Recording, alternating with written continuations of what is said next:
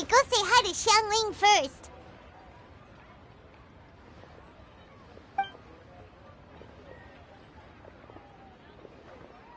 Huh? Xiangling? What a pleasant surprise meeting you here! Oh? Why, the pleasure is all mine. As is the surprise, surely. It must be fate that brings us together in this place. How have you fared as of late? I sense you are older and wiser than the last time we met. It seems your travels continue to yield valuable insights. You are too kind. So, Zhongli, are you here to listen to stories over tea again? I had originally planned to set out after this last round of tea. However, I had planned to take a walk to Qingse village and gather some nascent bamboo shoots, which are currently in season. A villager there once gave me a small sample, and they possessed a most excellent flavor. Huh? Nascent bamboo shoots? Why can't you just use normal bamboo shoots instead? Wait, Paimon knows! Because Zhongli prefers the finer things in life, right? Okay, Mr. Particular, let me guess. Ahem. The nascent bamboo shoot has a uniquely tender texture and a delicate sweet taste that its normal cousin cannot match. An astute observation, Paimon. You know me well indeed. Lantern Rite is almost upon us, but besides the bamboo shoots, there are a few other items I have not yet procured from Director Hu's list. May I ask if you have already made arrangements for the days ahead? Well, we were planning to use the opportunity to say hi to some of our friends, but before we were able to figure out a schedule, we ran into you. Well then, might I invite you to imagine the sheer delight that is a soup cooked with the freshest nascent bamboo shoots in all the land. Generous cuts of pork belly and crisp, fragrant bamboo shoots placed together in the pot and left to simmer slowly for half a day. You're doing this on purpose, aren't you? Paimon's onto your plan. You just want to hoodwink us into fetching your bamboo for you. Why, I assure you, I would do no such thing. I merely wish to inform you of the freshest, most succulent and flavorful bamboo shoots one could ever hope to taste. Ugh. Let's go, Traveler. Paimon's taste buds can't take it anymore. Collecting a few bamboo shoots shouldn't take too long. Paimon has got to get her hands on some of that soup. Such fine specimens are indeed well worth the excursion. Very well. I shall leave the bamboo shoots to you. Should you have the good fortune to find some, please share them with me as well. See? Paimon knew he was just bamboozling us. However, there is no need to rush. The streets of Liu will be bustling with visitors and filled with all manner of celebrations during the festive period. By all means, go wherever your interests lead you. The nascent bamboo shoots would be but a wonderful final touch to a most exceptional feast. What an honor it would be to savor them in the company of friends. We're heading out. Enjoy your walk, Youngli. Take care now, you two.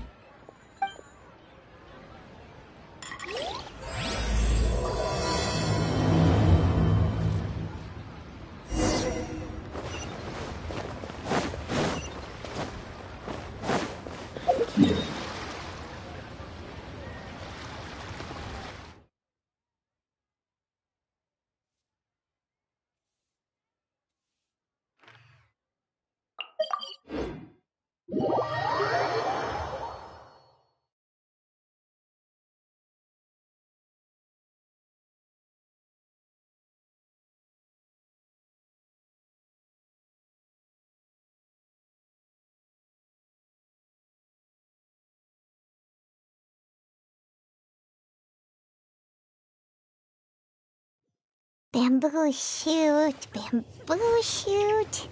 nascent bamboo shoot. Oh! This one's only just sprouted, and it looks super fresh.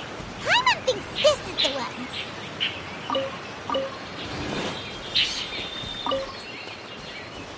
These should be enough.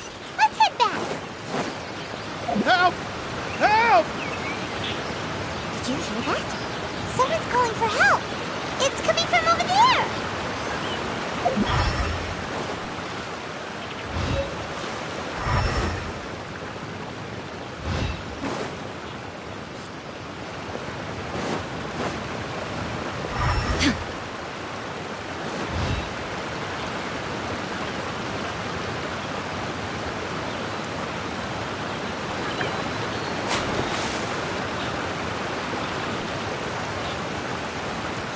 Are you okay? Did any water go down the wrong pipe?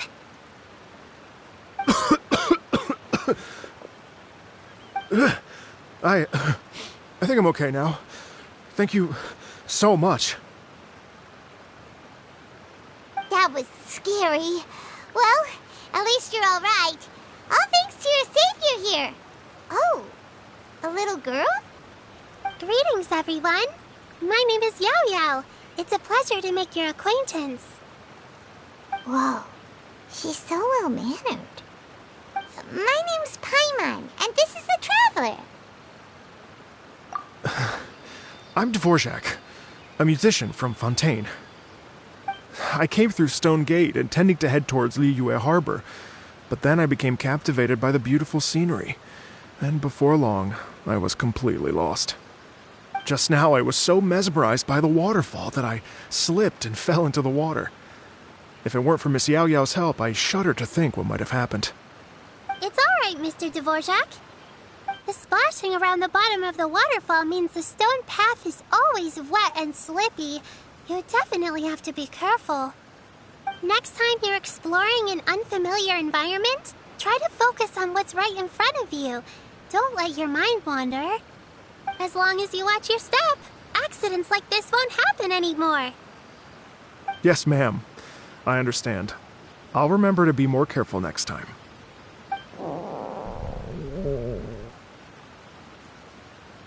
Oh, are you hungry, sir?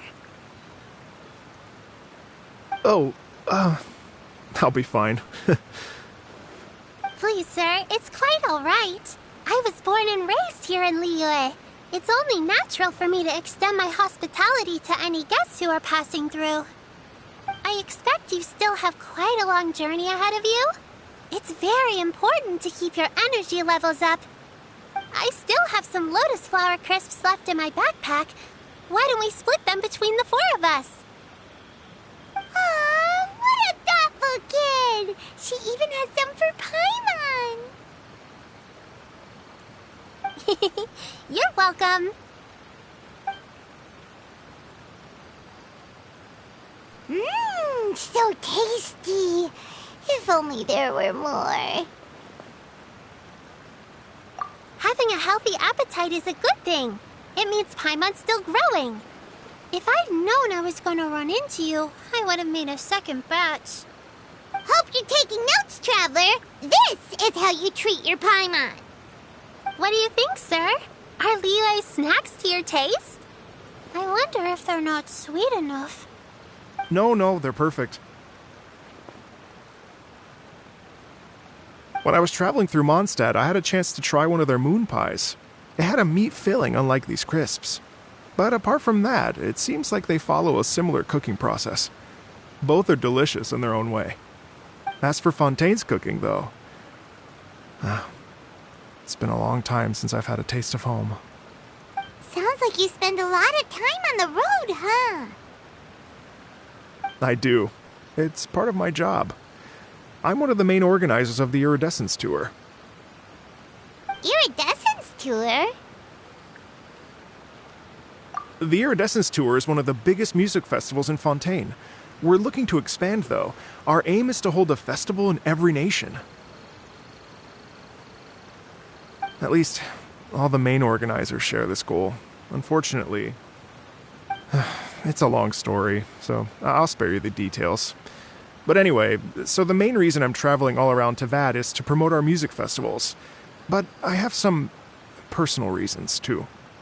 Well, what are they? Just tell us already. Let me see. Well, to explain it in full, I'd have to start with a story from my ancestors. I don't want to take up too much of your time. Oh, I love listening to stories. We want to hear it too. Okay, then I'll start from the beginning.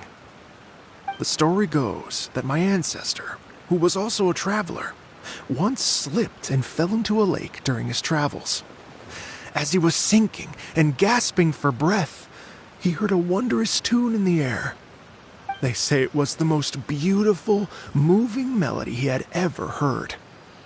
Even in that life and death moment, the ethereal music seized his full attention and almost made him forget the fact that he was drowning. When he finally came to, he found that he had already been brought ashore. Not too far from him stood an unfamiliar woman with an almost divine aura. Once she saw that he was no longer in danger, she left without a word. My ancestor tried to run after her to give his thanks, but although a mere dozen paces separated them, no matter how quickly he gave chase, he drew no closer and remained a dozen paces behind. In the end, all he could do was to bow in thanks to the woman as he watched her walk away towards the rivers and mountains in the distance, before at last he turned around and made his way home. Once he returned to Fontaine, he began to learn an instrument so that he could spread his story far and wide, just like the bards. After generations of retelling, embellishing, and dramatizing, people have come to think of that lady as something like a fairy. The story's become something of a local legend in Fontaine. It's called the Lady Overlooking the Lake. People now say that if you go down to the lakeside and play an instrument, so long as you play a pleasing melody, you will hear a fairy lady who is hiding out of sight, playing along with you. Wow! Exactly. It may just be a legend to others, but for me, it's a real part of my family history. I wanted to find out the truth of this tale, so I decided to retrace my ancestors' steps and search for that lady's modern-day descendants. Of course, there's no way of knowing where my ancestor fell into the lake all those years ago, so I always knew that the search would be akin to looking for a needle in a haystack. I've spent many years on the road now, and I'm nowhere near as fit as I was in my youth. The wish that I've spent half my life chasing after has now become something of an obsession. Well, I haven't lived half of my life yet, but how you must feel. Paimon too! It's like... imagine if you saved the center of a lotus flower crisp, which is the best part, by the way, because you wanted to eat it another day. But then suddenly, sploosh! It falls into the water, never to be seen again! Paimon would definitely remember that for the rest of her life. There's no need to feel sorry for me. I've made some progress over the years. For example, I've concluded that the story must have taken place in Liyue. Oh, so you finally found a lead? Yes, in fact, that's an intriguing story in and of itself. I'd always known that Mondstadt is the city of song and freedom, but more recently, I heard that the Anemo Archon returned to Mondstadt for a festival in the fall, and learned that he himself is a patron deity of music. So I prayed for the Anemo Archon's guidance in the Mondstadt Cathedral, and as soon as I set foot back outside the front gate, I noticed a cluster of leaves being blown in the wind further and further west, towards Stone Gate. A friendly local told me that this meant the wind was guiding me in the direction of Liyue, so I followed their advice and made my way here. Right? You get it. I knew I'd find someone that agrees with me eventually. Are you sure? It sounds a bit too much like one of those fake legends told by those treasure hoarder guys to scam gullible grannies from Jingsa Village. Rex Lapis has returned to the world. Just give me some incense and a little more towards the travel fees, and I will pass your gift on to the Lord of Geo and ask him to keep you and your family safe and well. And so on and so on. Don't worry, Yao Yao. We have a lot of experience with deciphering omens and stuff. And anyway, you only got scammed if you handed over Mora, right? Actually, to express my gratitude, I did spend rather a lot of Mora on several bottles of fine wine, which I left at the Statues of the Seven along the way. Oh dear. Well, how about this, ladies and gentlemen? Why don't I bring you all to Yujing Terrace to see Miss Ganyu? I don't know very many people, so I can't help you out much.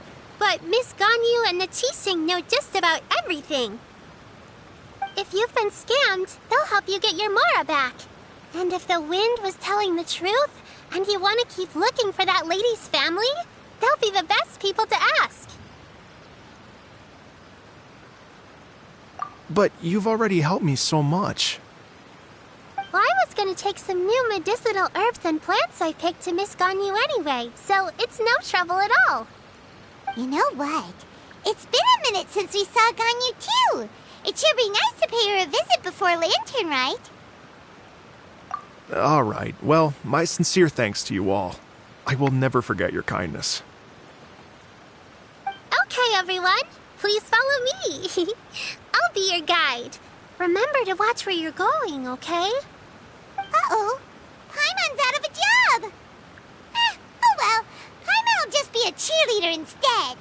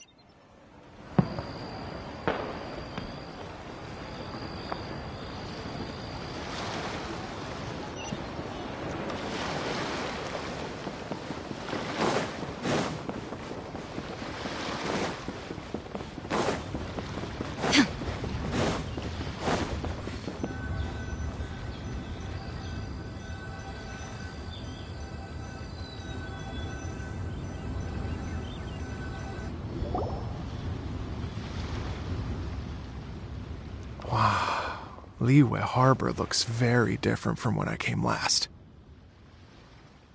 It's almost as if I'm listening to the same melody, but with a richer timbre and new variations added. Well, we are here during Lantern Rite after all. It only comes once a year, so they always have a big celebration. It's fair to say that this time of year is when Liyue Harbor looks the prettiest. Great. Let's go and check it out. I can't wait to get into the city and see it all up close for myself.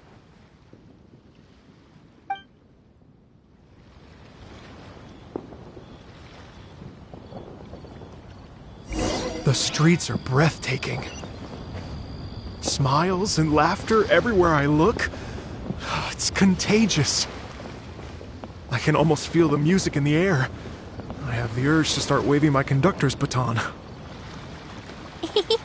I'm glad that you're enjoying the city.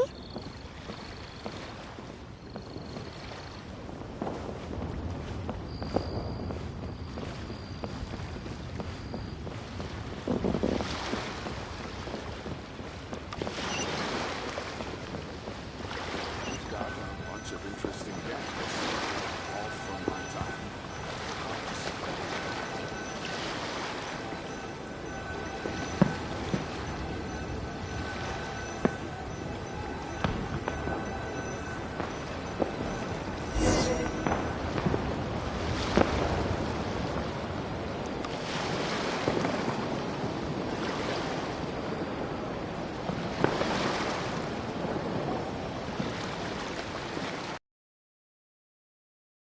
everyone.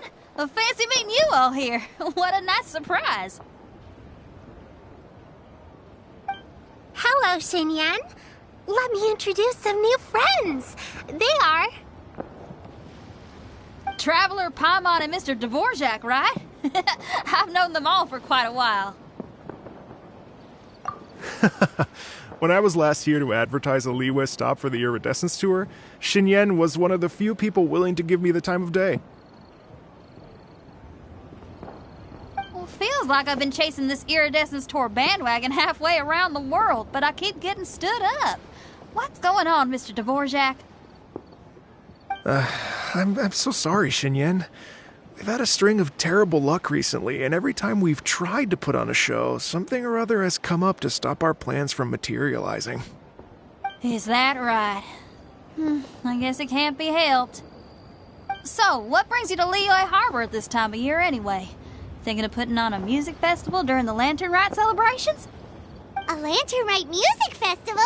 Yes, please! No, I'm actually here on personal business this time. Oh, so no Lantern Rite music festival? I mean, that's not just up to me. Hosting a music festival takes a lot of funding and personnel. Moreover, I've never worked with the Liyue authorities before. Even if I were to start putting something together right now, I think it'd be too rushed. Wait, but we're going to meet the Liyue Qixing, aren't we? And they're the ones in charge. Uh-huh, that's right. Miss Keqing and Miss Ningguang can make anything happen. You mean... what? This is the perfect opportunity! Well, sure, it might not work out, but it can't hurt to bring it up as a suggestion. That's the spirit! See? Even the Traveler agrees with me. Mr. Dvorak, don't let yourself be put off by the fact that a few things haven't worked out recently. As for the performers, I can put you in touch with some local artists. My friend Yunjin is a well-known opera singer in Liyue. With her support and a commissioned song from the Yunhan Opera Troupe, we should be able to get something going. But what about you, Xinyan? Are you just going to sit this one out? What do you take me for? If we actually manage to make the Iridescence Tour Lantern Rite Grand Concert a reality, you think I'd let anyone else perform the opening act? Wow! There's that rock and roll spirit! What do you say, Mr. Dvorak?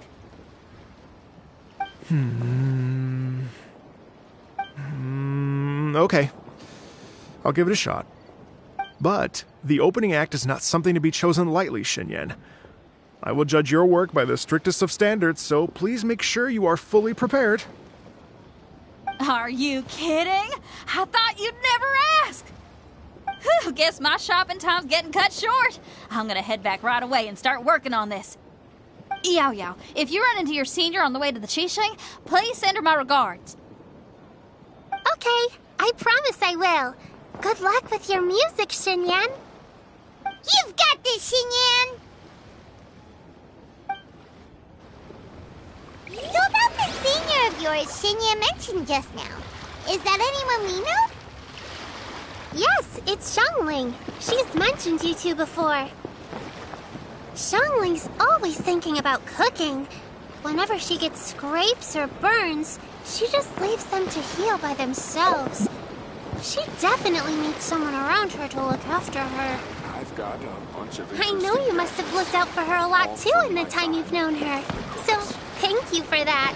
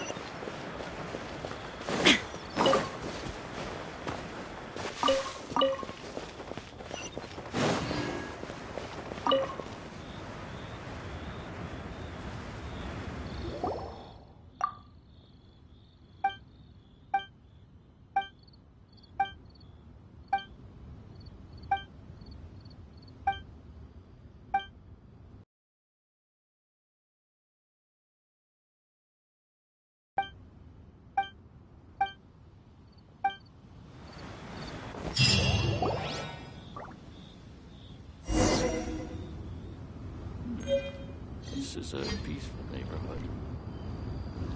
Oh, it's Master! Is it okay if I go and say hi to her?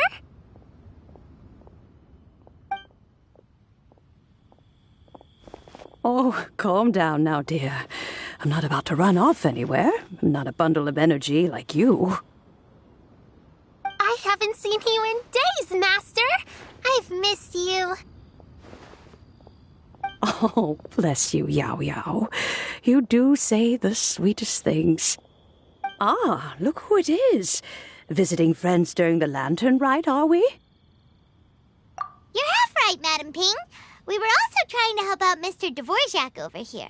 We were on our way to take him to see the Qixing. Hello, ma'am. I am a musician from Fontaine and an organizer of the Iridescence Tour. I don't suppose you've heard of it. Master! Master! The Iridescence Tour is a super famous music festival! Oh, an old lady like me wouldn't know much about that sort of thing. A music festival, you say? It sounds terribly exciting.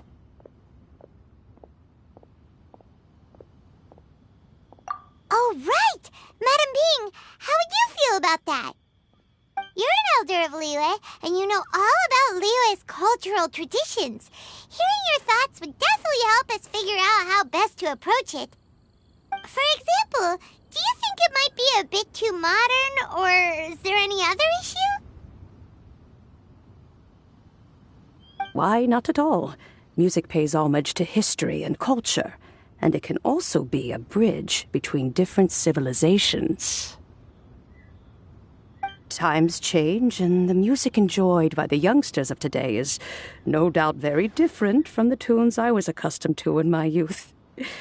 Nevertheless, all fine things in life can be appreciated. And so, I look forward to it immensely. Hear, hear. I do believe that, my own dear grandmother aside, you are the wisest old lady I've ever met. Goodness gracious, you're all being suspiciously sweet today. Yao Yao, whatever have you been feeding them?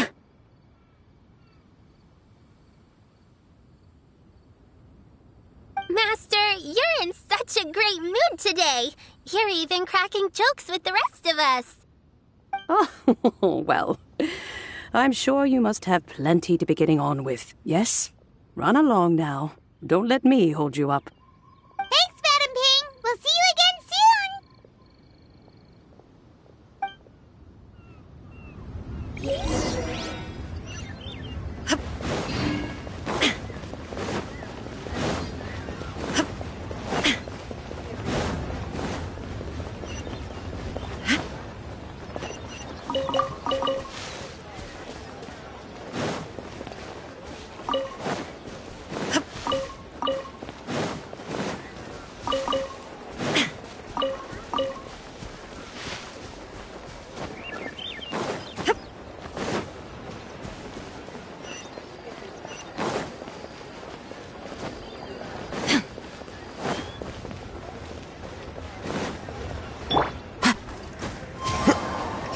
Time to go.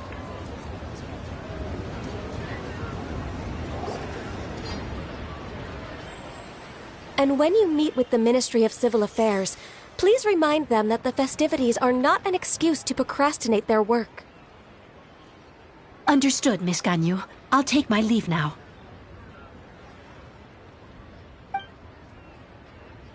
Ganyu! What brings you here, Yao Yao? I've brought all the medicine you asked me to pick for you. Oh, and here's a pack of sweet flower seeds as well. Also, these dried Genshin leaves make a great pot of tea that's very good for you. I know you've had a lot to deal with at work recently, but you shouldn't push yourself too hard. If you're not careful, you'll end up falling asleep in the grass again. Well, this is weird. It's like a responsible younger sister talking to their disorganized older sister.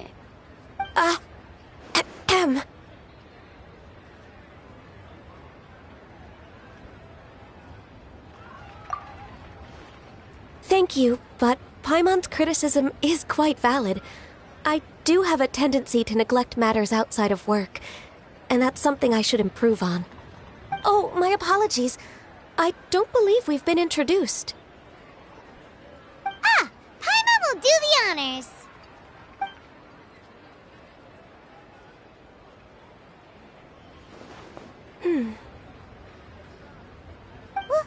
What's wrong? Did Paimon go over everything a bit too fast? It's definitely an ambitious plan. If there's anything you didn't quite catch, Paimon's more than happy to go over it again. It may be a little difficult to make this happen. Oh? Well, the Lantern Rite is the most important festival of the year. Our celebrations must not only be visually spectacular, but also appeal to the tastes of Liyue citizens from all walks of life. The Iridescence Tour is relatively unknown in Liyue. It's difficult to predict how a brand new show will be received. It would be quite risky for us to bet everything on this one music festival. All very valid points. I completely understand. Therefore, we will not replace or cancel any of our pre-existing program. However, I will submit a proposal requesting to put the Iridescence Tour special performance as the final act of this year's festivities. Some live music will certainly add to the festive atmosphere on the night of the Lantern Rite. As for the venue, let's reserve a space at the docks.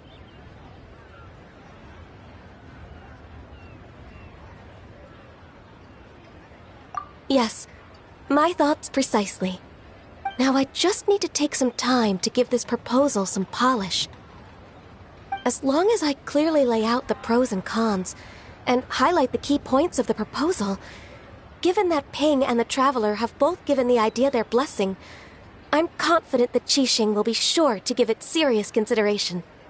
Mr. Dvorak, I will need to discuss with you the number of musicians who will be coming to Liyue, as well as their catering and accommodation requirements. Oh, yes, certainly. Let's step to the side and discuss further.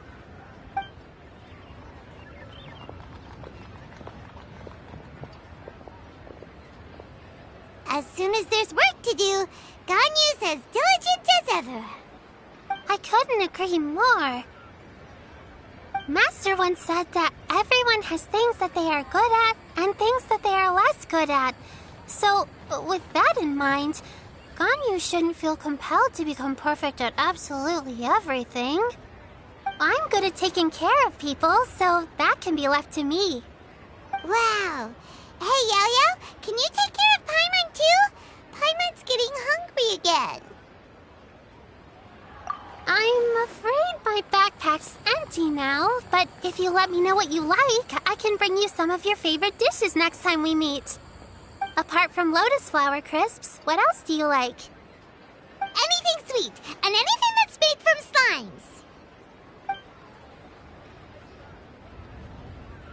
slimes. Here's what I've drafted so far.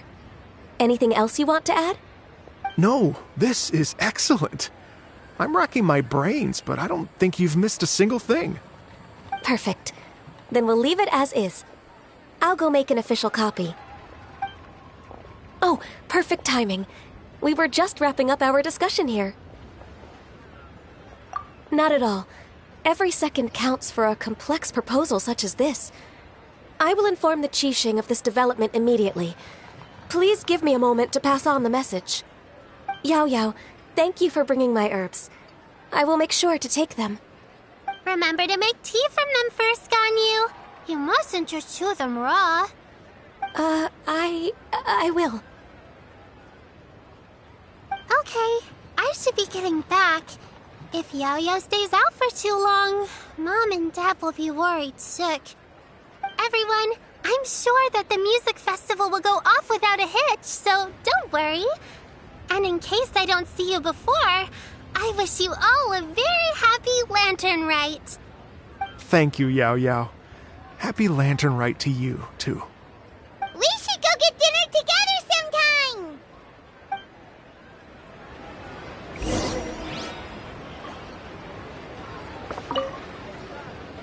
That lady I just talked to, Ganyu? She really thinks of everything. It got me wondering, could it be that all our failed attempts so far have been down to our failure to properly prepare for different contingencies?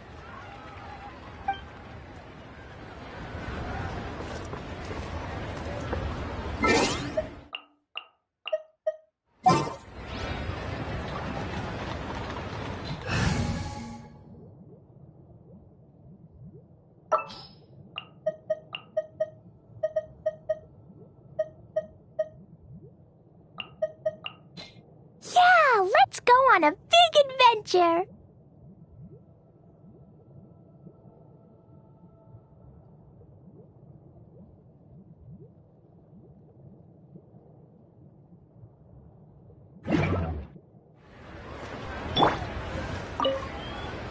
That lady, it got me wondering.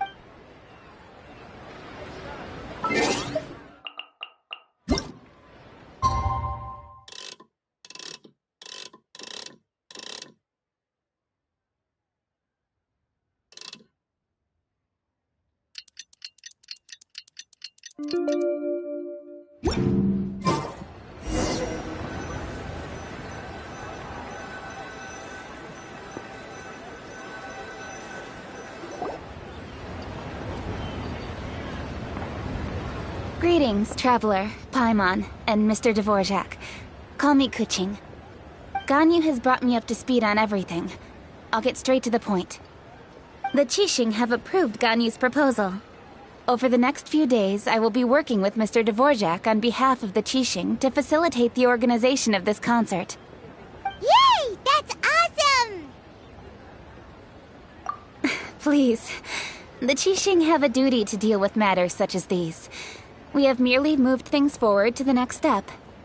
On a more personal note, I am an avid supporter of all things new and innovative. As such, it is my privilege to work with you on this exciting project.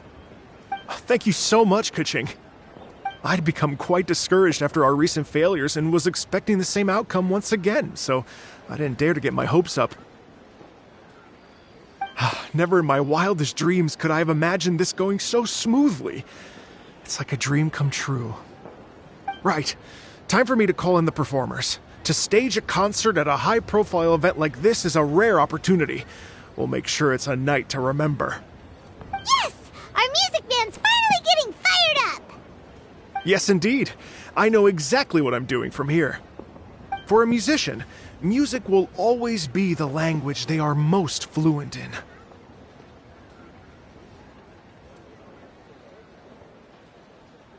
Oh, that.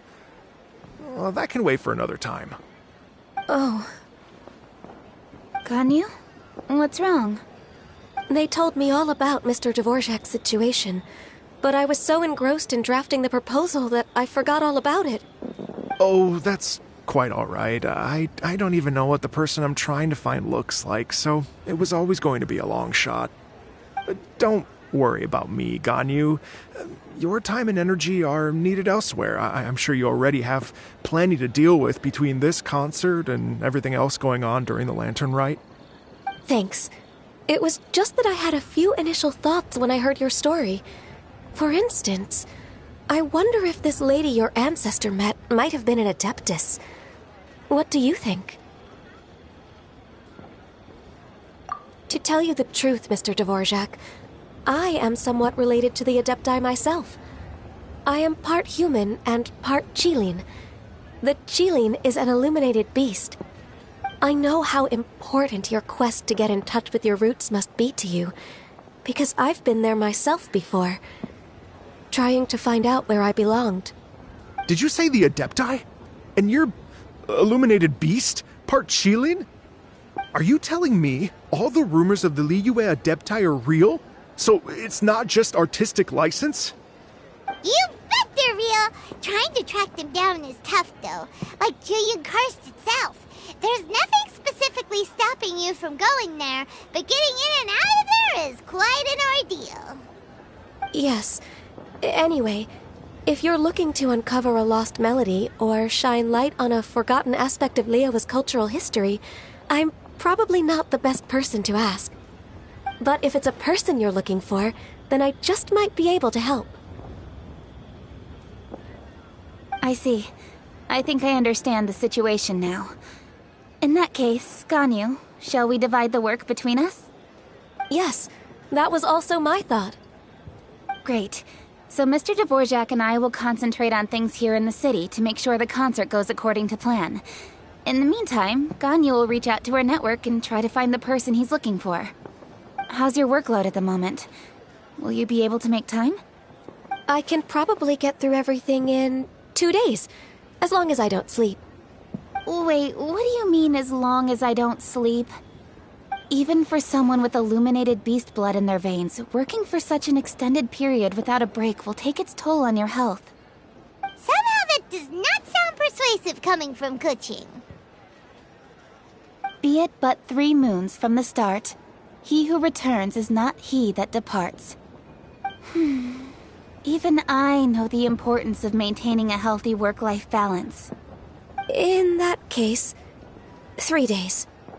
All right, I can work with that. If you have the time, would you join me for this search?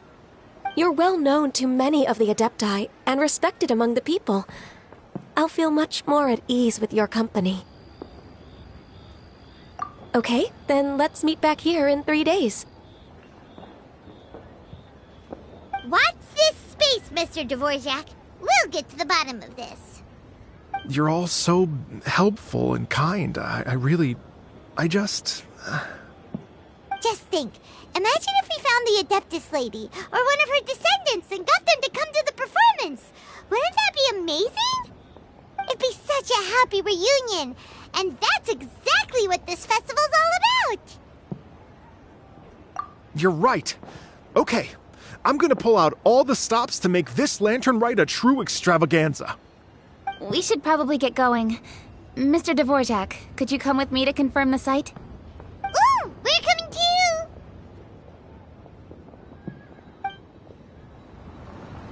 I was wondering, what are your thoughts on music? What does it mean to you? Music sounds nice?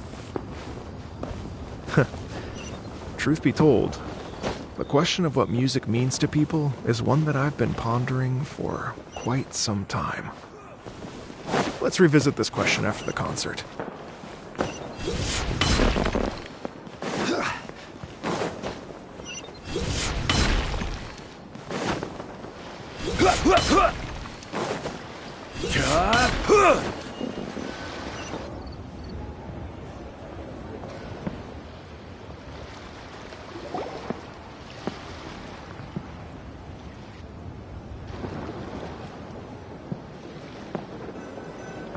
Lady Yuhang? Baiwen, what is it? Per Lady Ningguang's orders, I've been gathering intelligence outside of the city with the goal of uncovering and dispatching any trouble ahead of the festival. I am told that a strange melody was heard somewhere along the coast.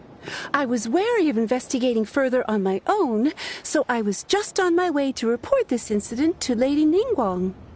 But I'm worried that if we don't act right away, we may miss the window of opportunity to take appropriate action. I understand. In that case, Yeah,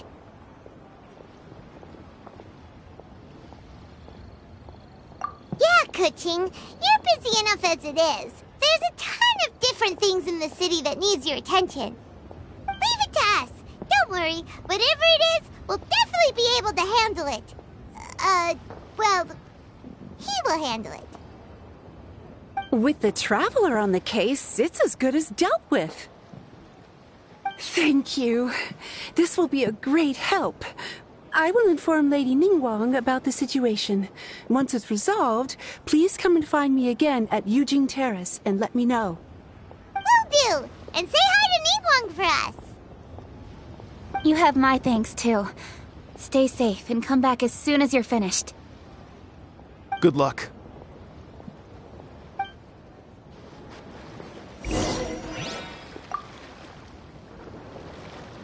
She said she'll reach out to the Yunhan Opera Troupe? Huh, I see. Then I'll arrange for a rehearsal venue and accommodation as soon as possible. Everything should be ready tonight. Many thanks, Keqing. You know, I once heard someone from Liyue describe a person as swift as lightning and agile as the wind. At the time, I thought it was a curious expression, and I had a hard time piecing together a mental image of such a person. But now, having seen Keqing in action, I honestly can't think of any other way to describe it. It's such a vivid and expressive phrase, a testament to the richness of Liyue's culture. You're too kind, Mr. Dvorak.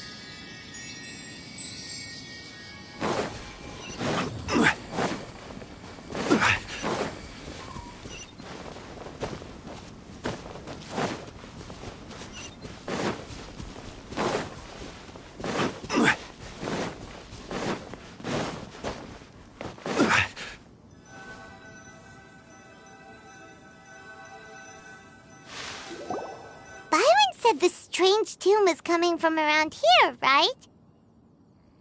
But Paimon doesn't hear anything. There doesn't seem to be a soul in...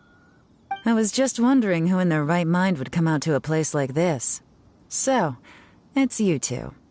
Yeon! How'd you sneak up on us like that? You nearly gave Paimon a heart attack! You look pretty alive to me. Can't have spooked you that bad.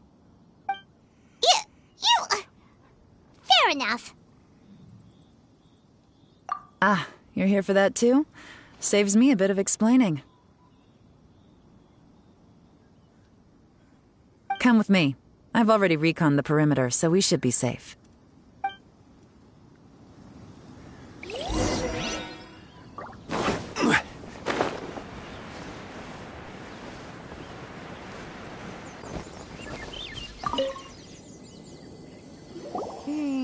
The stuff by the door is in pretty good condition, though.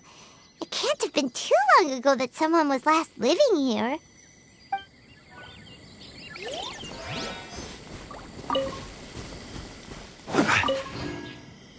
This place is completely empty. There's nothing valuable left here at all.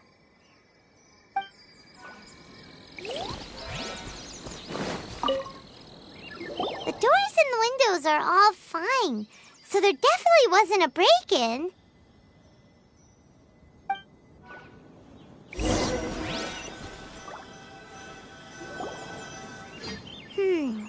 How strange. It looks like it's been looted, except for the fact that there's no sign of a struggle. The bad guys could have sneaked in while the owner was gone, but then how do you explain why the door and windows are intact? Seems you've done a pretty thorough inspection. So, any theories on what might have happened here? Yeon, you didn't hide some of the evidence from us on purpose, did you? Why would I make this more difficult for you? We're on the same side here. Okay, well... Paimon gives up then. Paimon's got nothing. What about you?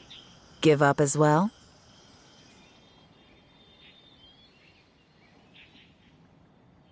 Your instincts are pretty good. Or perhaps it's not instinct. The strange melody is one of the few pieces of information you have available, after all. Let me share a folk story with you. A long time ago, there used to be a group of bandits in the Liyue countryside who would sound a horn every time they were about to raid a village. But it wasn't a rallying cry to rouse their fellow men. It was a disconcerting tune, meant to intimidate the weak and warn them of their impending doom. To escape with their lives, the villagers would abandon their homes and flee overnight, taking only their most valuable belongings with them. Everything else was left behind. The bandits were eventually brought to justice, but the fear and trauma remained in the villagers' hearts. Whenever they heard that melody, they would feel like their lives were in danger once again, and flee immediately. The culprit of this crime exploited that very fear to get access to this house without having to force their way in. Whew! That's quite the story. The victims obviously will have gotten quite a fright, but at least they won't be in any great danger. The important thing now is to find this copycat criminal. On any other day, that'd probably be a good idea. Unfortunately, it's not gonna work today. Take a look around and you'll see what I mean. This criminal is clearly well-versed both in using music to commit crimes and in making a clean getaway. Not only did they stay off the muddy road to avoid leaving footprints, it looks like they were also careful not to bring any gadgets with so much as a trace of elemental energy. Evidently, they were intent on keeping even the most experienced investigators off their trail. Unfortunately for them, I'm one of the best trackers in the business. They're not about to get away with their little scheme on my watch. So basically, if we want to find the culprit, we just need to follow Yeon.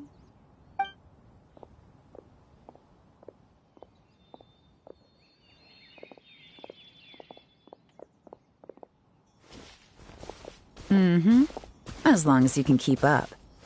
Since the culprit's trying to be cautious and low risk, I'll bet they left through an area with some vegetation for cover, but not so much that it would slow them down.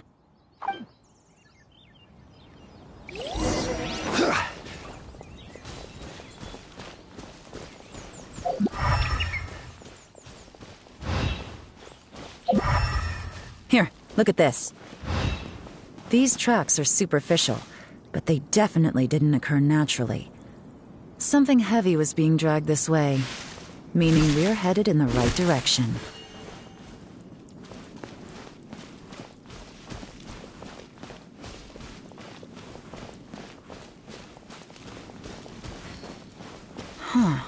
Their pace has increased.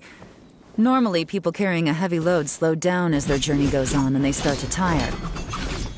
Whatever's motivating them to speed up must be psychological. For instance, reaching the home stretch.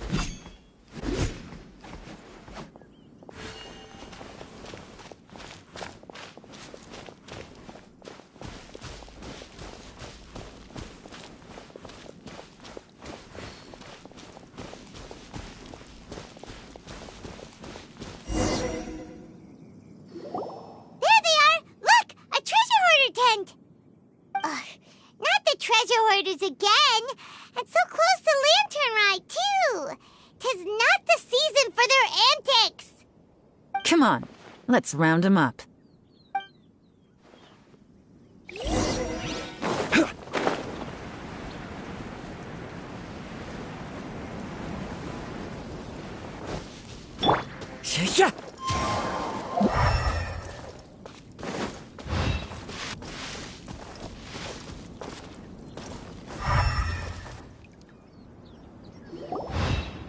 Hey! Who are you? Where did you come from? The evidence is conclusive. Okay, confess and we'll go easy on you. My patience is running low, so why don't you do us both a favor, You kidding me? You think I'm scared of you? Perhaps not, but you should be.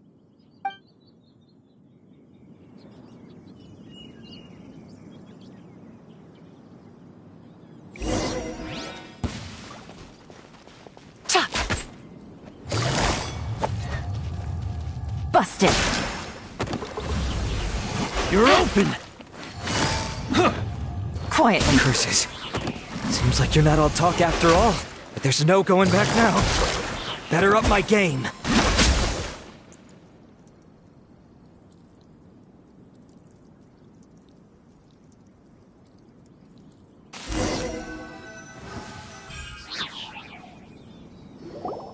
Mercy! Have mercy! Oh, it's a little late for that. I've come this far, I might as well finish the job. I surrender! I surrender, please! I'll do whatever you say. Please have mercy. Tell us everything. You have one chance, and I'm warning you. Don't make me ask twice. I won't, I swear.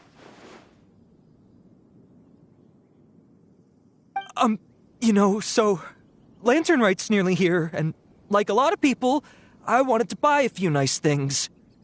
I know I'm with the treasure hoarders and everything, but I don't really have any kind of experience with robbing people and whatnot. So I don't have the guts to break into somebody's house. Wow, you're really going to complain to us about that? No, not at all. I'm just telling it how it is. Okay. Continue. I racked my brains trying to think of what I could do, and eventually I remembered something from back when I was a kid. The bandits would blow their horn, and my grandma would grab us kids and run. I remember the tune, so I figured I'd try it for myself. I mean, just to see what would happen. At first, anyway, I seriously didn't expect that family to pack up and leave. But they did, and they just left all their stuff right there for the taking. It was too easy. I couldn't resist. It was completely wrong of me. I know that now. I'll return everything that I took. It's all still in perfect condition, and it'll be like it was never gone. Please, give me a chance, huh? Let me make it right. Give you a chance, huh? Sounds to me like you'd rather strike some kind of a deal than spend Lantern Rite behind bars. Yes? Yes? You know how to bargain, I'll give you that. It's just a pity that you didn't confess at the first opportunity. You'll have to take a walk with me. Once we've returned the goods, we'll find the owner of the house, and you can apologize to them in person. After that, I'll escort you to the Ministry of Civil Affairs. Yes, ma'am. You know, as a former victim of this kind of crime yourself, I doubt anyone understands the fear you inflicted quite as well as you do. Does your greed matter more to you than your fear? More to the point, if you can play a tune from memory, don't you think you should be capable of making an honest living? You mean... That's enough hints for you. You'll have plenty of time to reflect on all of this yourself. There's not much left to wrap up, so I'll take it from here. Guess this is where I'll say goodbye. What is it? Is there something else? I'm still not sure how you first got your hands on this information, so play it safe when you get back. Don't mention to anyone that you ran into me out here. You helped a lot with the investigation and arrest anyway, so it's perfectly fair for you to get all the credit. Just take it. It works better for me, too. See you when I see you, and happy Lantern Rite. Leon's such a pro at this. With her taking it from here, it's as good as resolved. Whoosh! Random event, a strange melody, complete. Although, it's kind of a shame that we never got that treasure hoarder guy to play the melody again. Right? How could anyone not be?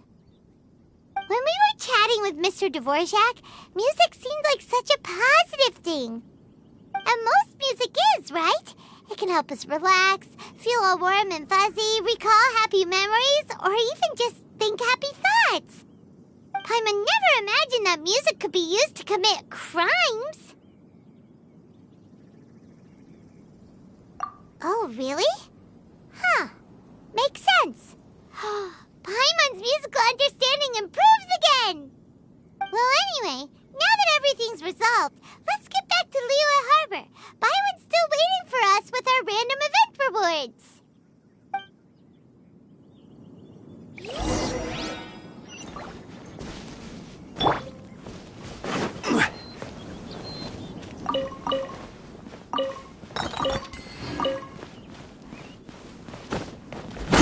Yeah!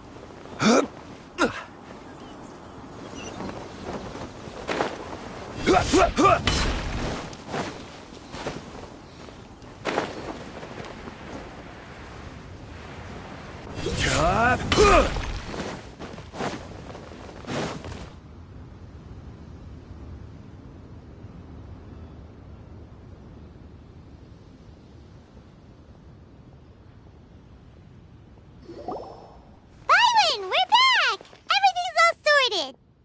That's great news! Oh, please wait here a moment if you would be so kind. Lady Ningguang instructed me to advise her upon your return.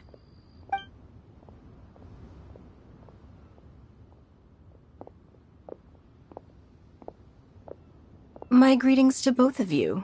Long time no see. No need to be so formal with us, Ningguang. We've known each other for a long time now. You must be super busy with all the preparations for Lantern Rite. Don't mind us. On the contrary, I think it is those that I have known longest to whom I should extend the greatest courtesies. Alas, on a different day, I would invite both of you inside for some tea and a brief respite from your travels. But you're quite right. Trivial matters aside, there's no escaping the fact that we have a grand concert to organize. Once the performance itself is over, we'll then need to invite the representatives of the Iridescence Tour for a discussion on future collaboration opportunities. The financing arrangements alone could well entail many rounds of discussion. Simply put, there will always be work to do. Whoa, you're already thinking that far ahead? Well, we can discuss more current affairs if you'd prefer. I trust you saw this year's Mingxiao lantern at the docks when you arrived at the city? Yeah, it looked like a goose. Which Adeptus is it modeled on this time? Sea Gazer. I believe you're familiar with the name. Legend holds that he was free-spirited and easygoing. People described him as a cheerful soul and a loyal friend.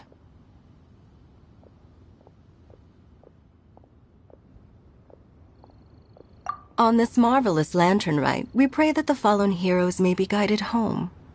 If the sound of music can flow like the rivers and streams into every corner of the land, perhaps the souls of those who have gone before us will hear the song of a new era. I wonder whether the melodies will be to their liking. Oh, they're gonna love them. Paimon's sure of it. At least, if the guy you mentioned is anything to go by, the Adepti and heroes of the past sound like a positive and free-spirited, cheerful bunch. They're sure to be open to new music. Well, let's hope so. I heard that you'll be going on a search with Ganyu to find the descendants of a fairy lady from a Fontaine legend. I'm sure this quest to uncover the truth behind an ancient story will turn into a most charming tale. Do share it with me, won't you? I couldn't bear to miss out.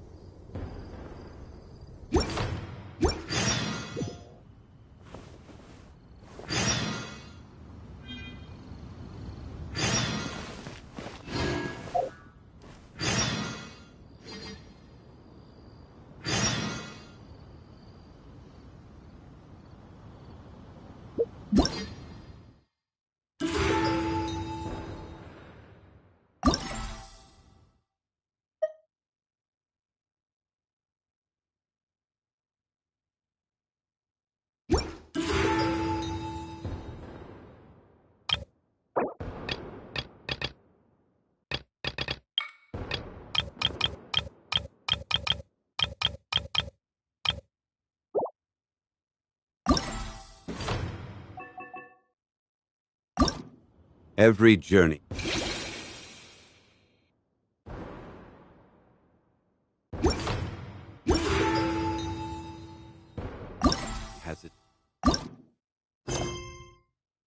Final day. Don't rush.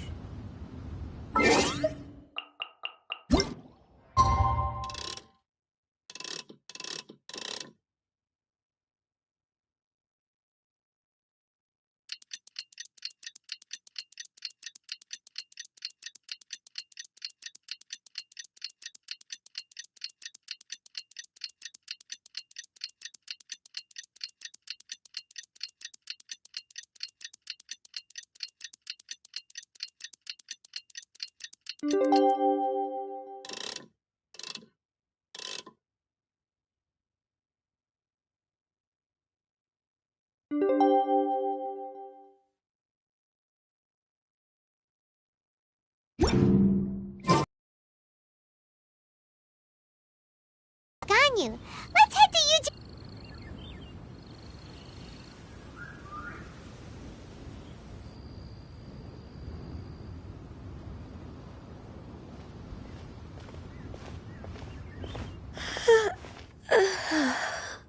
Greetings, Traveler and Paimon. What time is it? Are you okay, Ganyu? You were nodding off there.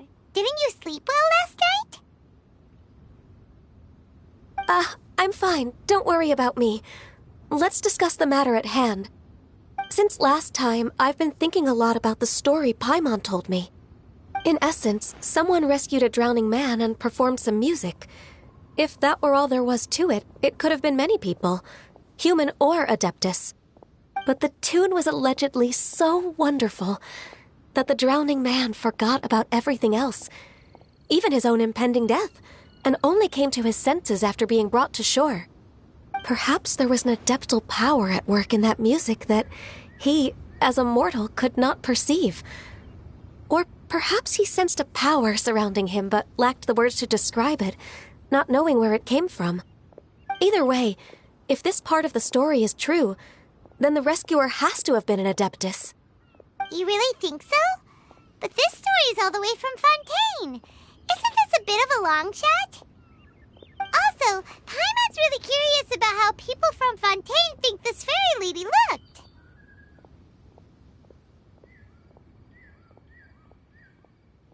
Ooh, like a crystal fly's wings? That would be pretty cool. But Paimon definitely can't imagine any of the Adepti looking like that. Actually, Ganyu, if you had to save a drowning person, how would you go about it? Huh? Me?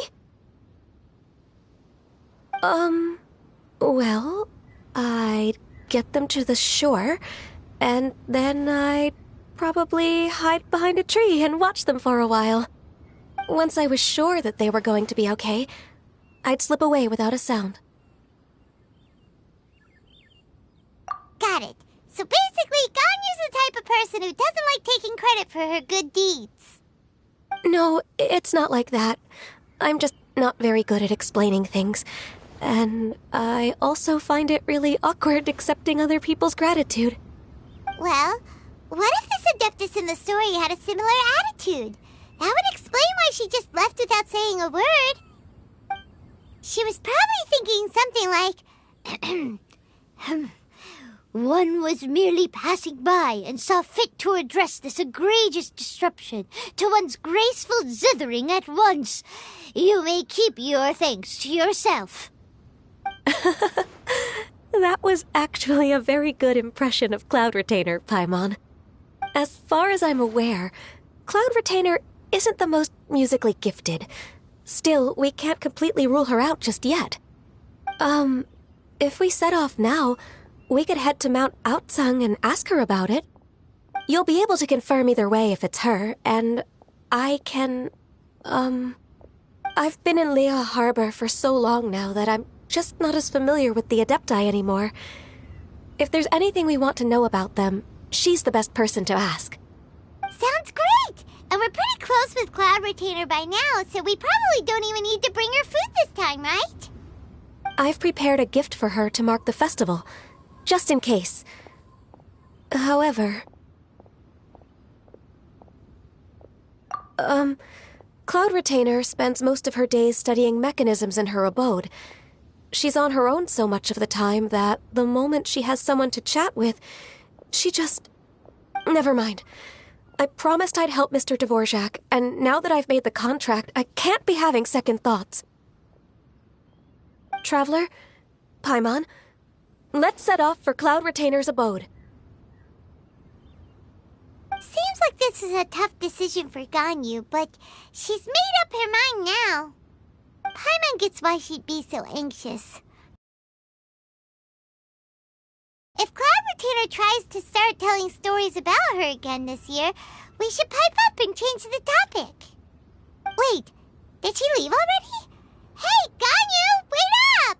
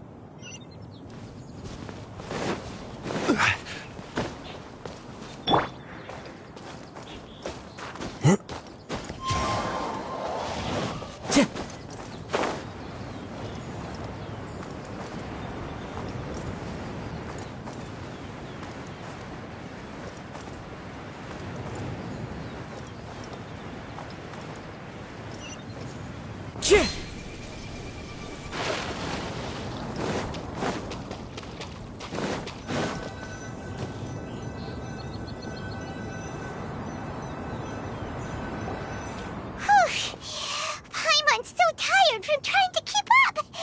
Don't either of you need to take any breaks?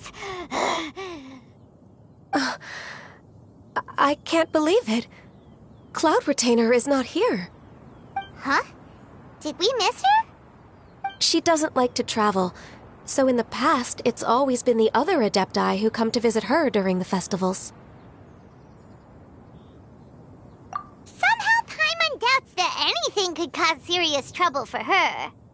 True. Now that I think about it, Cloud Retainer would be quite capable of taking care of anything on her own. There's no need to worry about her. Since she's not here, I guess the next step is to check all the other Adepti abodes, one by one. Uh-oh. Will it involve a lot more traveling?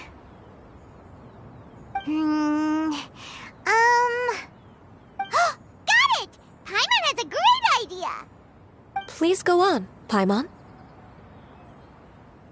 Our goal here is to find the Adeptus that helped Dvorak's ancestor, right? We can't hear any music right now, but if she's really as nice as the story suggests, she'd definitely come to help anyone who was drowning, right? Yes, I think that's fair to say. So, all we have to do is get the Traveler to pretend to fall into the water, and the Adeptus will come to the rescue! You know perfectly well that Paimon can't swim! Paimon would sink like a rock! Just trust Paimon! The water's pretty deep over there! Quick, swim to the very center!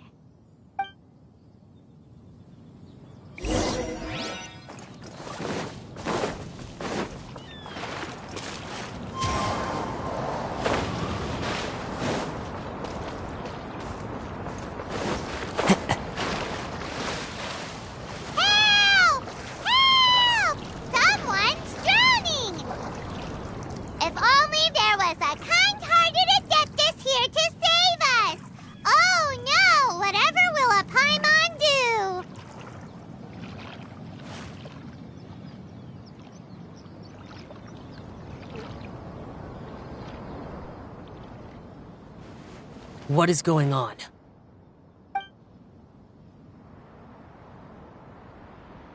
How do you feel right now? Shenhe! And the Conqueror of Demons. Why don't you say something? Please don't make Paimon explain it.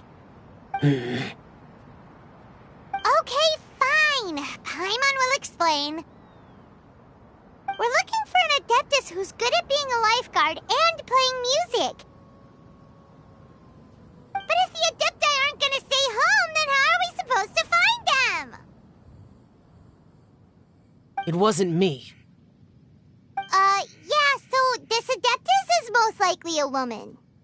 And I am not an Adeptus, as you both already know, Traveler and Paimon. Okay, so this is Paimon's fault. No way Paimon would have suggested this idea if she'd known how awkward this was gonna be. Glad you're okay. As far as I know, the one you seek is no Yaksha. And one last thing. Your actions here caused others a great deal of worry. Do not repeat them again in the future. As ever, the conqueror of demons comes and goes, just like the wind. Right. I didn't dare to say a word just now. How's your training going, Shenhe? Have you made any plans for Lantern Rite? We could spend it together in Liyue Harbor if you'd like. I had planned to spend the festival with Master this year. However... Oh, speaking of Cloud Retainer, when did you see her last? Earlier this morning. She set off for Mount Hulao at dawn. I noticed she was using an Adeptus art of some kind to protect a mechanism that looked like a boiler. Maybe it was a gift for Mountain Shaper. I did not inquire. So we just missed her. Please excuse me for a moment. I think I'll leave the gift in her abode. Sure. Thank you. It sounds like Ganyu and Shenhe have gotten a lot closer recently. Yes. During the summer and winter, I continued to train with Master. In the other months of the year, I have been learning to adapt to human life in Liyue Harbor. Ganyu arranged accommodations for me in the city, and also recommended several work positions for me. But when I try to blend in by referring to her as Miss Ganyu or Lady Ganyu, like the others, she says I mustn't address her like that. Sometimes I'm supposed to copy other people. Sometimes I'm not. It's a little difficult to keep track of everything. Oh, is that what it is? Noted. So, you came looking for Master today because you wanted to ask her about the Mystery Adeptus. Is that right? Yep. Oh, speaking of that, have you ever heard any music while out training in the mountains? Music? What is that? It's... a kind of a happy or relaxing sound. Or, a nerve-wracking sound. Or even a terrifying one. Okay, I'm done.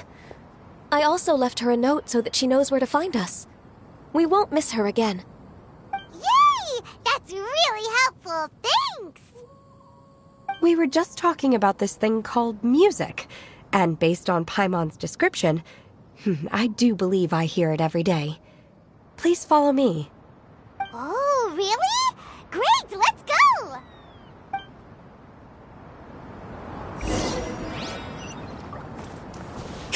Time to go.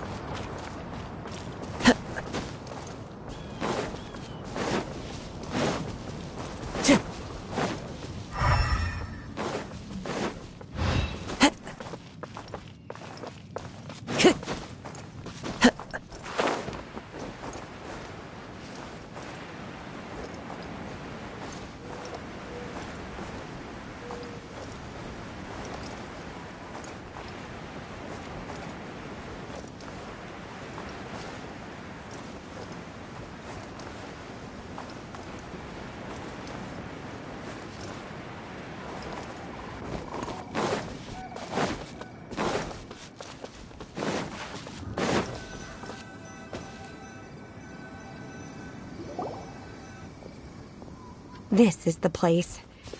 I enjoy training here to the sound of music.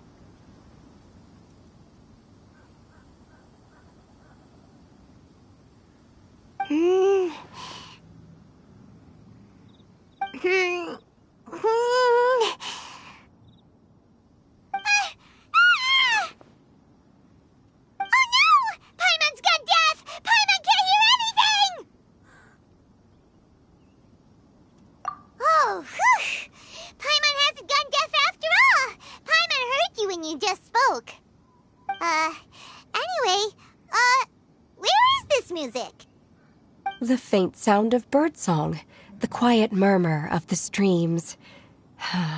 These are relaxing sounds. Are they not the music of which you speak? Oh, Paimon wasn't quite done with the description. Okay, fine, it's all Paimon's fault. What we're looking for are not the sounds of nature, but melodies played on special instruments. Oh, and a melody is? Hey, don't you patronize Paimon! Let's get one thing straight. Paimon knows plenty of nursery rhymes, but Paimon does not sing on demand without payment. Hey, why don't you just sing that one melody Shen has heard before? It'll probably help her to understand what we're talking about.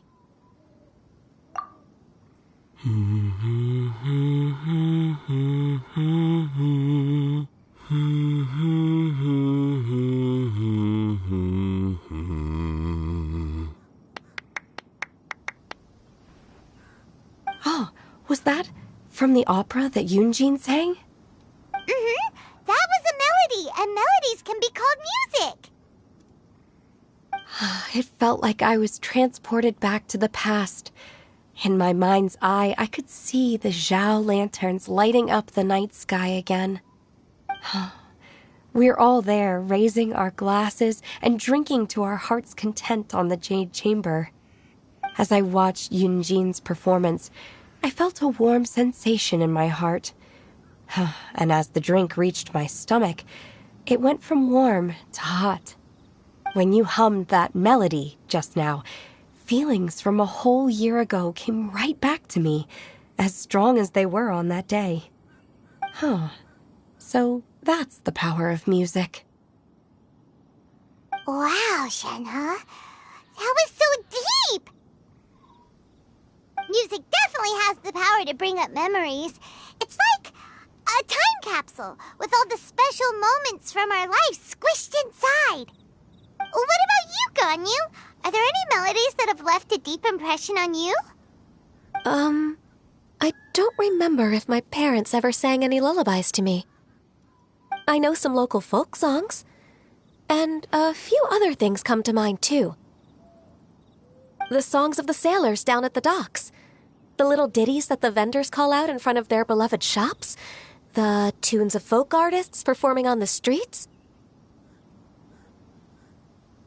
Yes, that's right.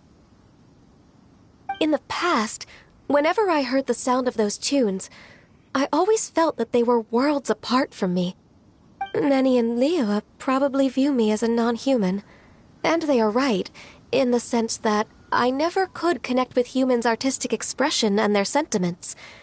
So I haven't been able to integrate into their community and be a part of their lives. At least, that's the view I held in the past. Only more recently did I start to realize that the only barriers are ones that I have erected with my imagination. The way those melodies make me feel isn't all that different from other people after all. They're about mundane details of everyday existence, life's ups and downs, joys and sorrows. Even though we come from different backgrounds and have different stories to tell, when it comes down to the most common things that we see and experience around us each day in the city, in that sense, we're all the same. You go, Ganyu! You're really making progress. You have loads of friends in Liyue Harbor when you think about it. Okay, maybe some are more like coworkers and bosses. But at the very least, Kuching and Shenhe are your friends now, right? Yes, I am. Technically speaking, we should refer to each other by the conventional forms of address used among fellow disciples. But now that I know what constitutes a friendship, I do believe we are more friends than co-disciples. Thank you, everyone. Once the days are warmer, I would like to host you at my home in the city. Please invite Kuching as well. I've planted many types of flowers. I'm sure some of them will be to your taste.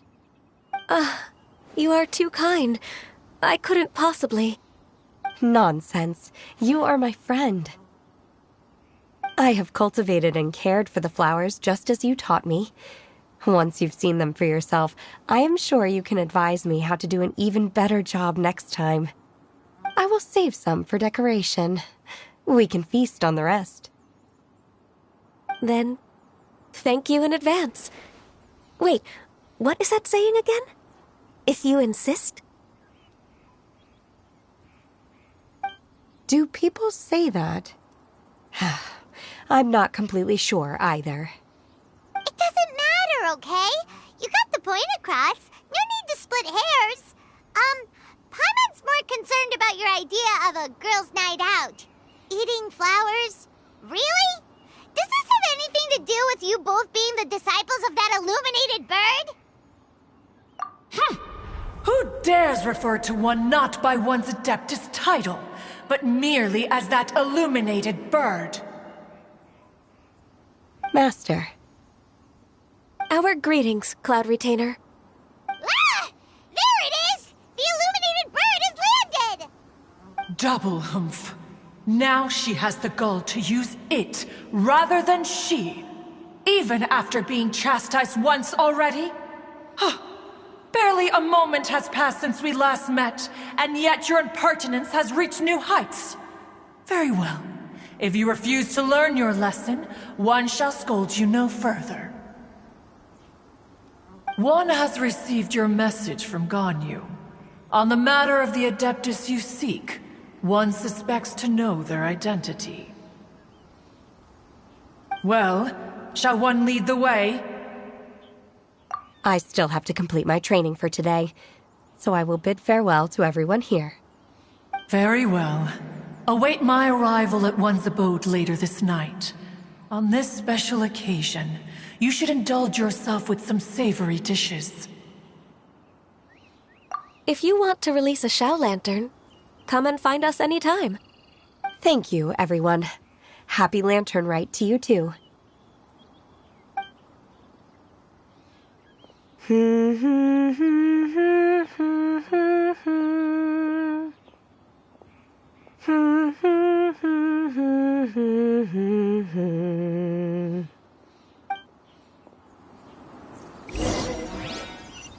Time to go. Time to go.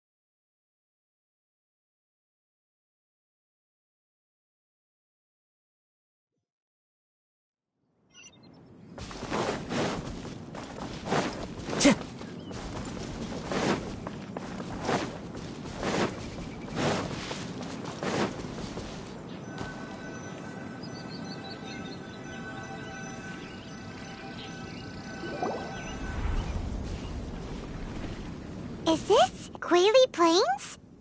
Wei Zhang is another name of Agentis, the god of dust. She was extroverted in nature and adored social gatherings and inventions alike. Long ago, this region was yet a prosperous assembly. Gui Zhang often invited her friends to visit her home, reserving for us seats around the largest stone table. Sea Gazer would always bring out his latest treasure and place it upon the table. He could be quite the braggart. Though usually a mild-mannered fellow, when it came to those collectibles he was so fond of, he always loved to show them off. Paimon remembers that name. So that's what Sea Gazer was like. He was an old friend and a former rival. One has many memories of him. Once he had brought out the treasure, it would predictably become the center of attention. Neither Guizhong nor one was content to let him just steal the spotlight. So we would then also present our proudest mechanical creations. As Adepti, we were each gifted in our own ways, and naturally proud of our accomplishments in our respective fields of expertise. As a result, one often quarreled with Sea Gazer. His treasures were not even of his own making. He just used his exploration skills to dig them out of the ground.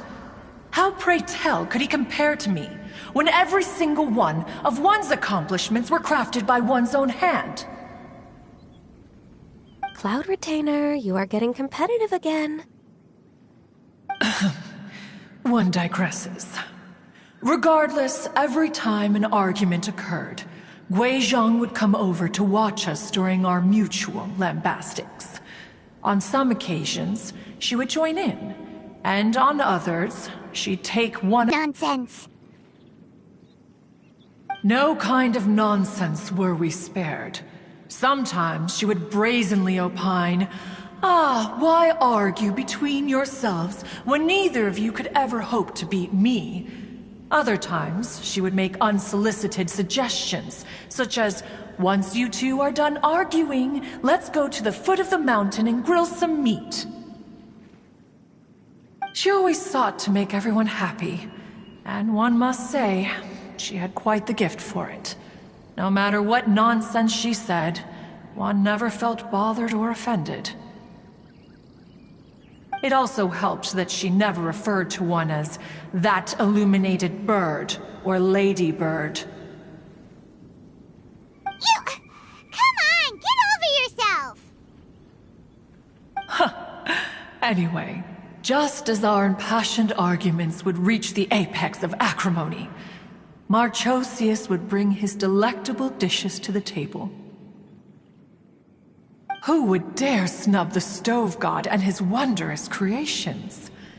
At the sight of him, we would all immediately drop the argument and prepare the table for a night of feasting and drinking.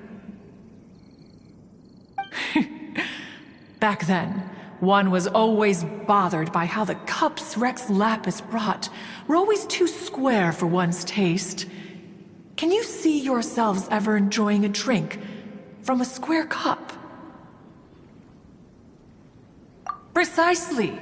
So, as you can see, even one as great as Rex Lapis was not immune to making the occasional blunder. Even one could never find fault with Marchosius's cooking. As we ate, Guizhong would continue to find topics for conversation, filling the table with humor and laughter. Each of those old fossils had their character flaws and points of obstinacy. So why was it that whenever we dined together, we always had a marvelous time? We would drink together from a spot high in the mountains until the moon set and the sun rose, and only then would the banquet finally come to an end. Streetwood Rambler would often remain to admire the flowers with Guizhong before returning to her own abode. The glaze lilies were far more abundant back then. Entire fields of them would appear to the eye as a veritable sea of flowers. Streetward Rambler?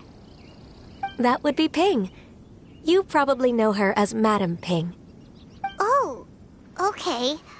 Wait, this is a lovely story and everything, but didn't we come here to find that Adeptus from Mr. Dvorak's story? Or are you saying that it was Guizhong? Didn't she... already... Alas, long has one avoided this place for precisely that reason. The sights here are a reminder of a time long gone, and evoke much sorrow. One should have guessed that you would disrupt one's poignant moment of mourning with your incessant questioning. No matter, one will share the whole story with you now.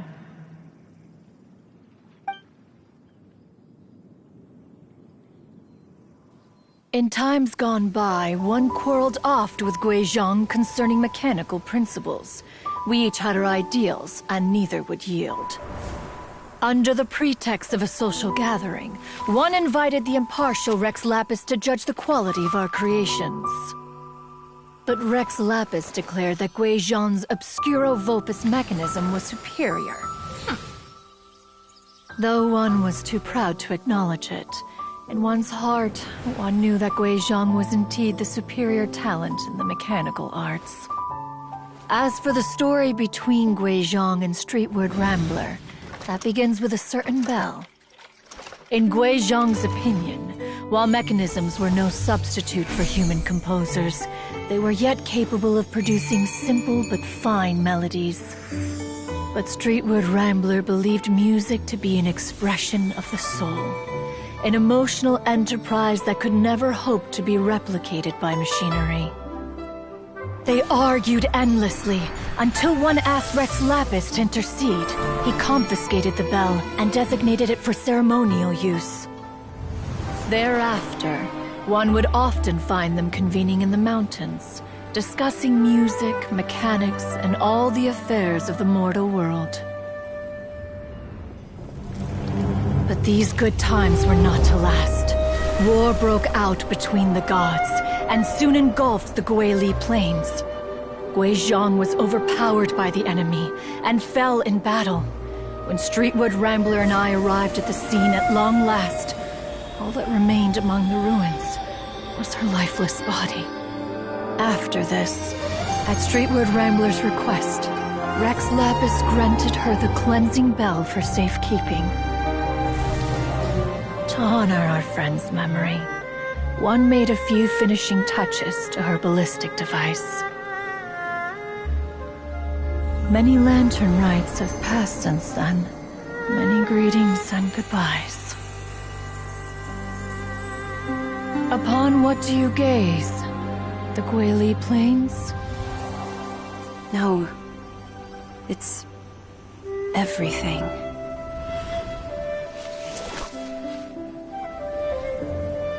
We think of human life as like a lantern that's lit one minute and extinguished the next. But are we Adepti so different?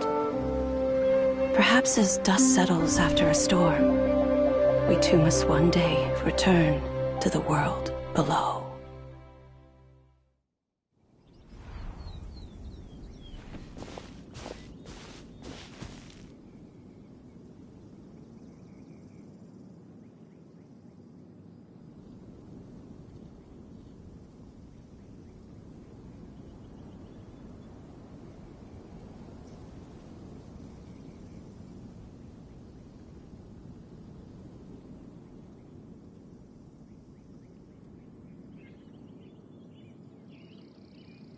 What?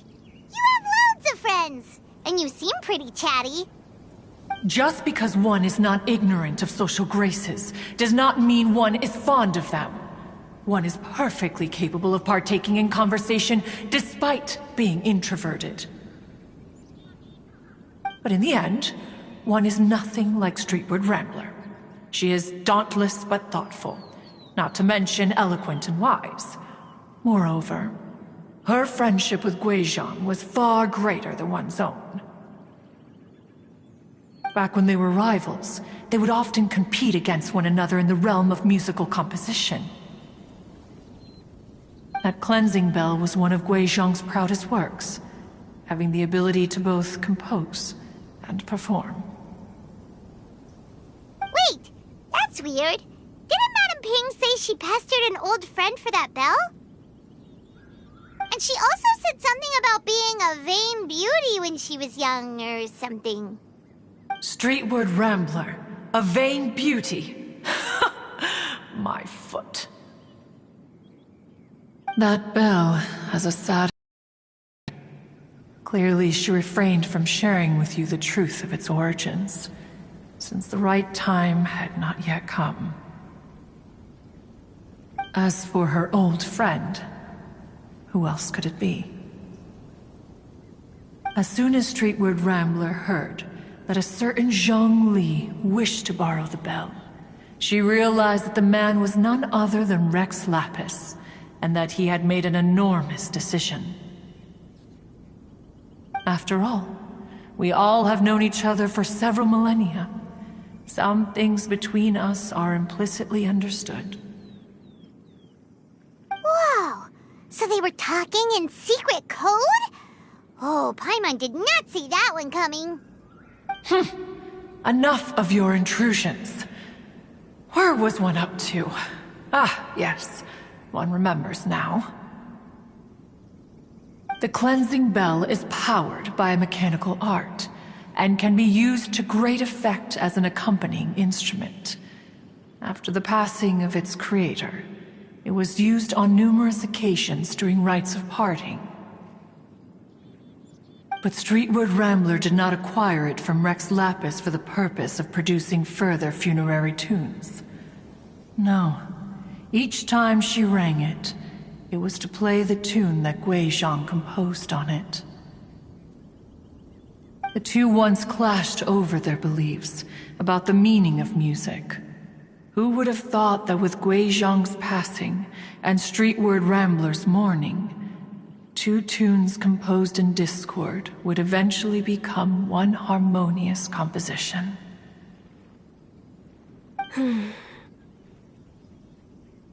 Once upon a time, Streetward Rambler also loved gatherings, liquor, and music. But after Guizhong passed, she preferred her own company. She could often be found sitting alone at a mountain summit, contemplating and reminiscing with her zither. The music would go from mournful to soothing to impassioned. Many years passed before she finally composed a melody to her satisfaction. In celebration, she played the tune to the clouds. Regrettably, one has only ever heard her play that tune once. Which brings one back to the matter you've been investigating. Perhaps it was during that performance that the ancestor of your Fontaine friend fell into the water and was saved by Streetward Rambler. But if she was so happy with the melody, why would she only play it once? One was also greatly perplexed by this. After suppressing one's curiosity for a long while, one finally approached her and asked why she would retire the tune after having spent so long on it. In response, she said, "Though the strings that played that melody survive, the one who inspired it is gone. Tell me, Cloud Retainer, when the one attuned to my soul is no longer here, who else could hope to understand this tune?" Aw, poor Madam Ping. I just remember being taken care of by you when I was young. Once the Archon War came to an end, I stayed behind in Liyue Harbor to honor my contract. Although I met Guizhong a few times, I never knew anything of this particular story. Guizhong was quite the visionary, but tragically passed before her time. Her manuscripts still lie unfinished in the realm of clouds. Blank pages give one cause for contemplation on what might have been. Had you not decided to search for that mystery Adeptus, perhaps these stories, too, would have been lost to the sands of time. As of now, you know the truth. That the Adeptus who rescued the drowning man was none other than Streetward Rambler. Do you intend to discuss this with her?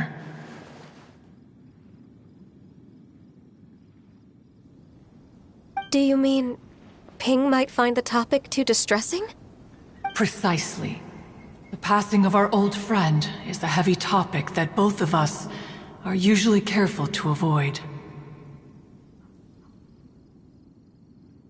If I may be so bold, Cloud Retainer, could it be that this is just your own personal opinion? Oh? How so? I've been in Liyue Harbor for quite a long time now, and I've witnessed many farewells along the way, so I too am well acquainted with the pain of the passing of a loved one. But this doesn't bring the city or its people to a standstill.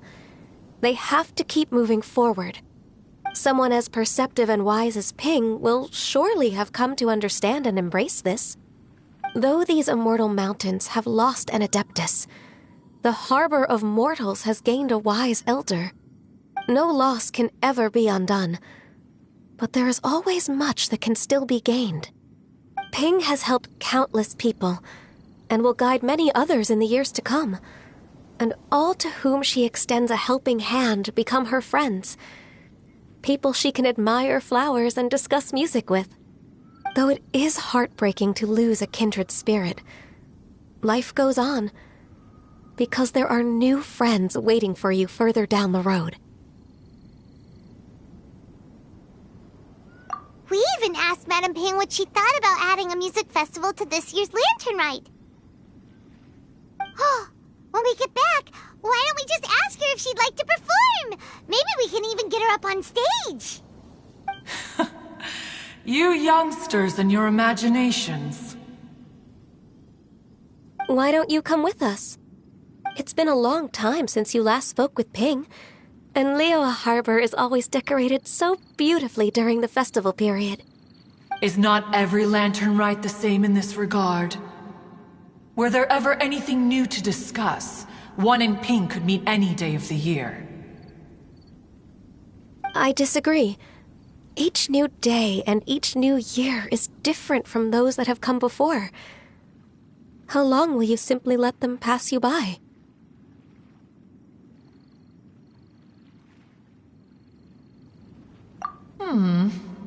The edibles she brought this time were indeed quite delectable. Very well.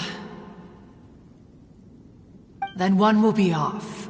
If the other old fossils have sneaked away into the city to amuse themselves, one shall soon find out. All right. We should be getting back to the harbor as well. We don't want to keep her waiting. Once the Guili Assembly, now the Guili Plains. Say, if we planted flowers there and cared for them carefully enough, do you think that one day we'd be able to recreate the Sea of Glaze Lilies? Allow one to take back one's praise from a moment prior. You are still far too given to flights of fancy, child. What? Cloud Retainer? You were still listening? One observed that you were making no effort to leave, and returned to chasten and hasten you. This time, one is departing in earnest.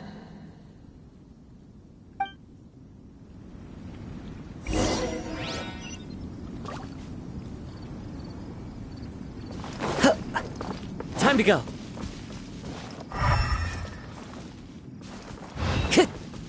Time to go. Time to go.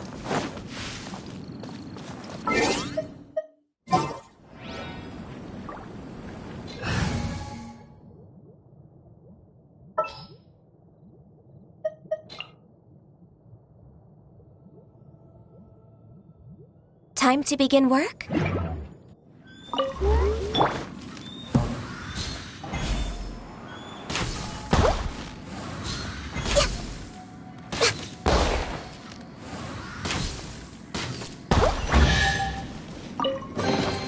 There's nothing wrong with reaping a reward every now and then.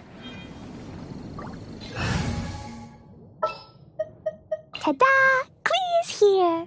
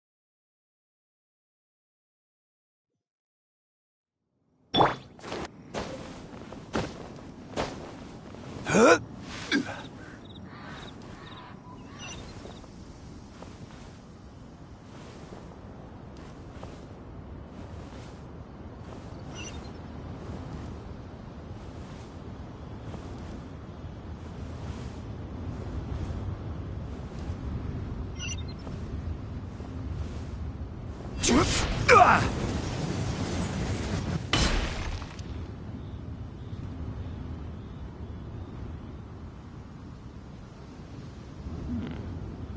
a peaceful neighborhood. Whoa! Madam Ping? And Cloud Retainer? It appears you made haste after all. One arrived but moments before you. Oh, bless my soul. To what do I owe the honor?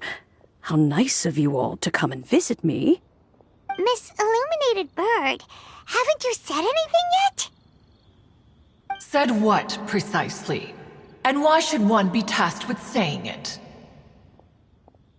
'Cause you're the one who's known Madam Ping the longest. Street word. Or rather, presumably, you would prefer to be addressed as Ping? Oh, Cloud Retainer, you are uncommonly polite today.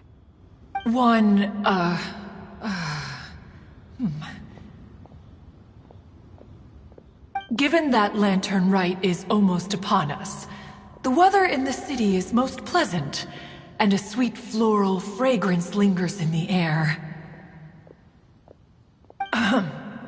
Ganyu, please continue from here. Huh? All right. So, this all started because we were trying to help Mr. Dvorak find the Adeptus who saved his ancestor's life.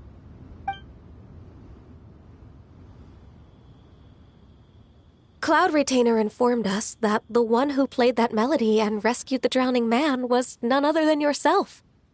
Ah, let me think. Yes, I do believe I recall that encounter.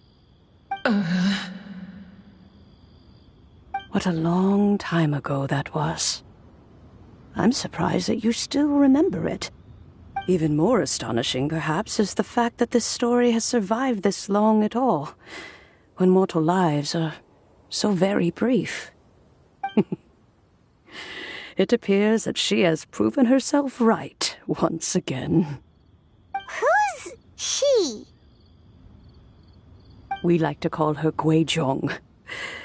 From the look in Cloud Retainer's eyes, I sense that she has already told you.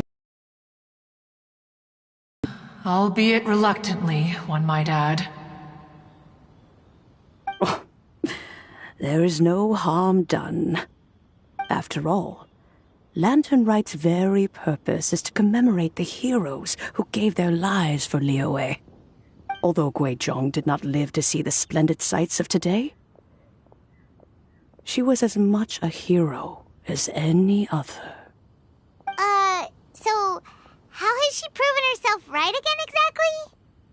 Once upon a time, she said to me that humans were a weak form of life that she wished to protect with her wisdom. But as she interacted more and more with them, her opinions on them began to change. She marveled at the beautiful complexity of their spirits, the sheer splendor of all they could accomplish through their hard work and intelligence. She told us that to underestimate human potential would be to make a grave mistake.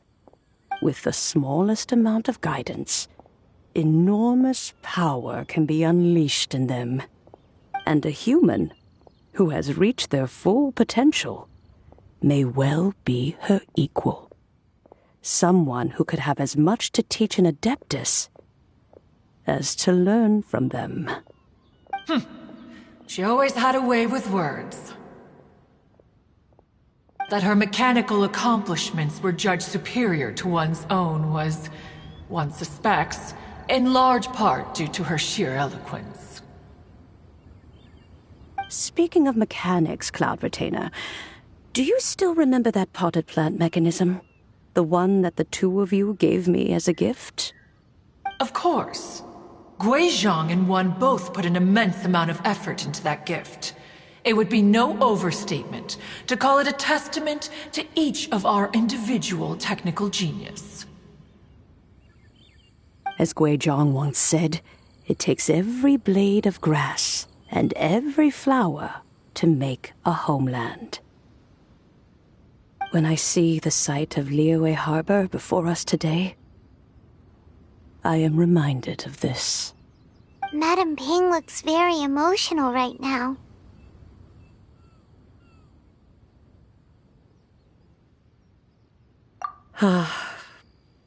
Of all of us, it was Gui Zhang who was the fondest of these grand and exciting occasions. If she were still with us, I'm quite sure she would still be trying to best Cloud Retainer's finest works at every opportunity. Liyue Harbor is always filled with the sound of music at this time of the year. If she were here, one is certain that she would seek you out to discuss and debate the virtues of various melodies. Oh, yeah! Music! We've been dying to ask. What was the melody that you played back then? Oh, also, with you being such a music expert and all, why don't you join the concert as a performer? I can make arrangements right away. Oh, as much as I don't wish to dampen your enthusiasm, it's been a long time since I played this zither. My fingers don't have the dexterity they once did, and whenever I play that tune, it always reminds me of her. I start wondering what she would think of the changes I have made to her melody. There was a period of time whenever I started strumming, it almost felt like she was back again. Sitting right there on the stone stool next to me, chatting away. Skybracer and Seagazer too, looking just like they did in the old days. No matter how much time goes by, the moment that melody starts playing, it transports me right back to that time in my memory. So the past still weighs heavily on your heart? Well, I would be lying to myself if I claimed to have completely moved on. But that is not to say that grief doesn't get easier with time. Despite the sadness, I have found many things that bring me joy in life. It is simply the nature of the world in which we live that, even if one wished to mourn for an eternity, it would be a nigh impossible feat. Just look at this potted plant. Isn't it stunning? It takes an honest and open mind to confront and conquer grief. You have indeed made progress. Be that as it may, I shall leave the lantern rite stage to the youth of today. Well, if you're sure. Granny! Whoa, what's everyone doing here? Did something bad happen? Ah, and now we've spooked Yanfei. No, everyone's just here to give me their regards for the holiday. Oh, that's wonderful, I'm glad. Well, in that case, happy Lantern Rite, everyone.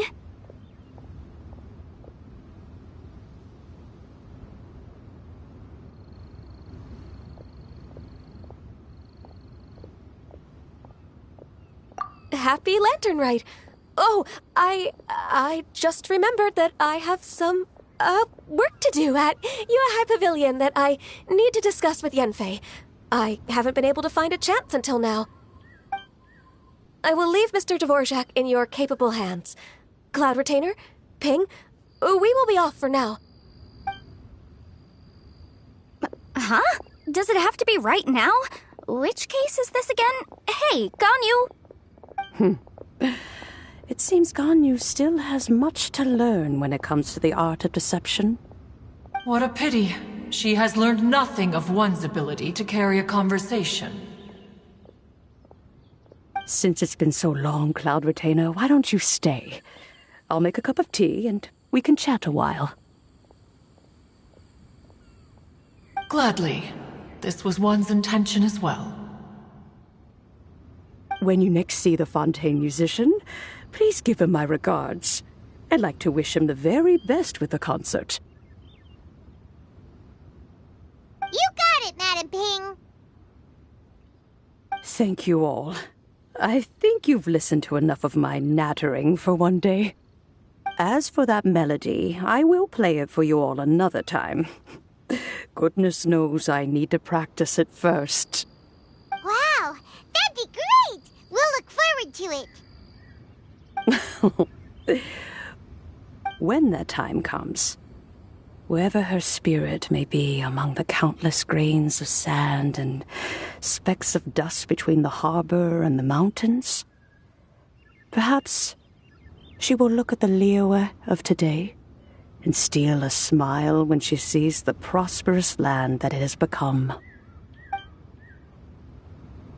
All right, let's go tell Mr. Dvorak the news. Ping, what say you to convening more often in the future? That would be quite wonderful. But I must say, after all this time, I've grown quite accustomed to the harbor. When we are to meet, I shall have to trouble you to make the journey to the city. You sound just like Shenhe. The child is constantly telling one all sorts of stories from the city, as if one was partial to them.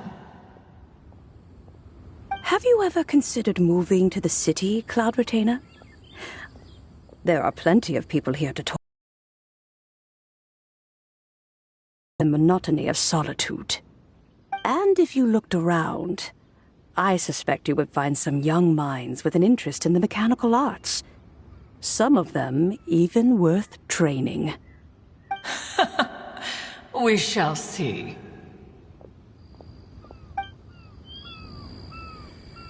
Please be my...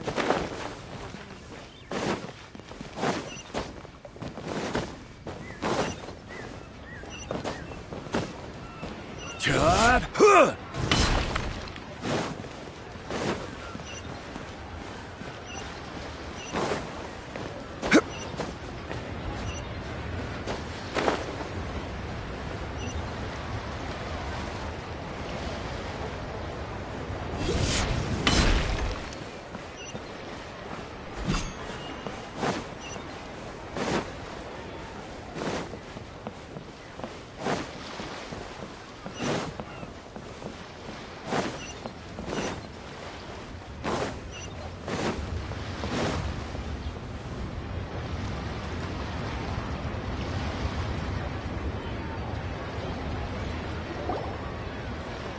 Mr. Dvorak!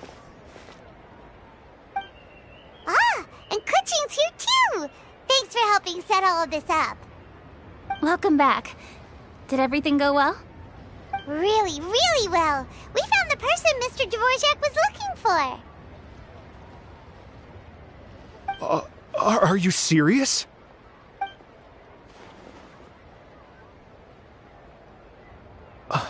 I see. So the melody my ancestor heard was an adeptus remembering her late friend?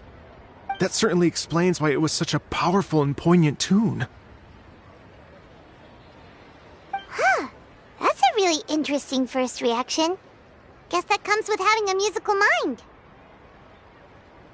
I have to say, though, it's hard to believe that the fairy from the tale is now an elderly granny.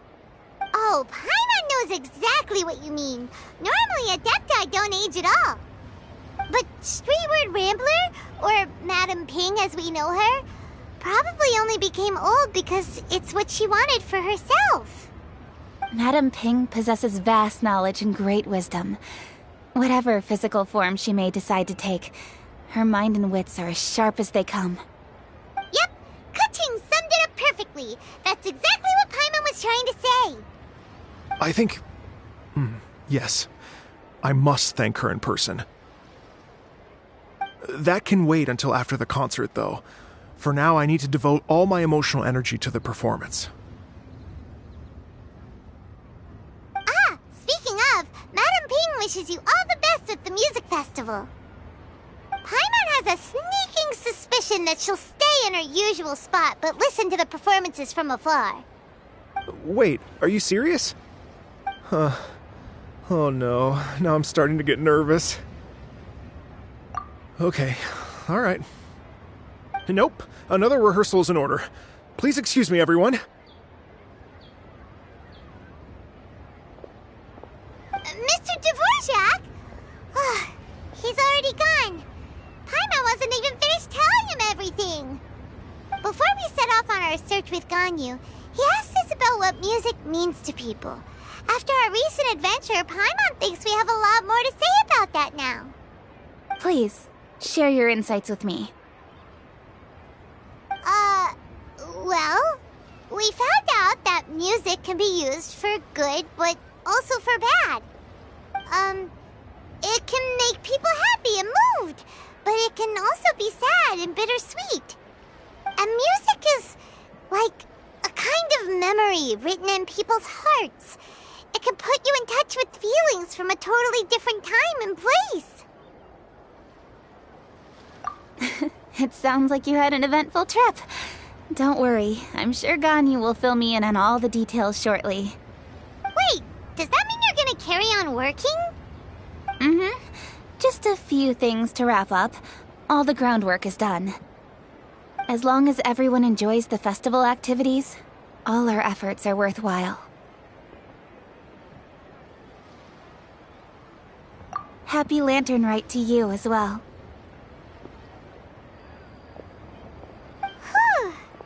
That should be everything taken care of, right? Oh, no, wait. Paimon feels like she's forgetting something. What was it? Oh, it feels like it was a while ago. Shoot! Latent... Wait, no. Anyway, fancy bamboo shoots!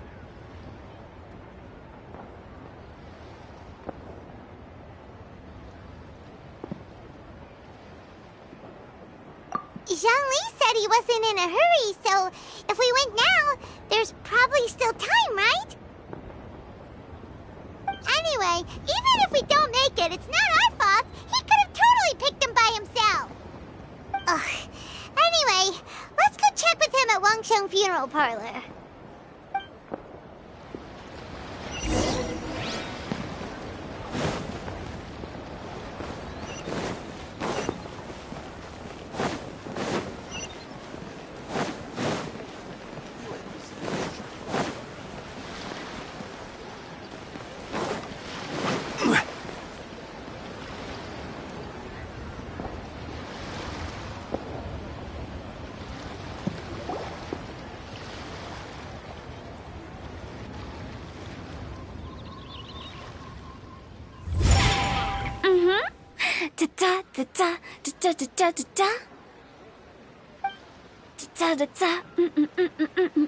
Oh! All right, let's take a break here. Oh wow, look who it is! Are you here to hang out with everyone's favorite funeral director? So you're just casually practicing your rapping skills at the entrance to your funeral parlor? In broad daylight? Okay.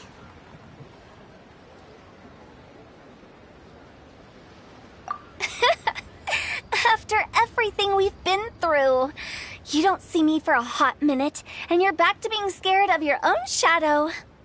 We have all this open space, a clear view of the mountains behind and the sea in front.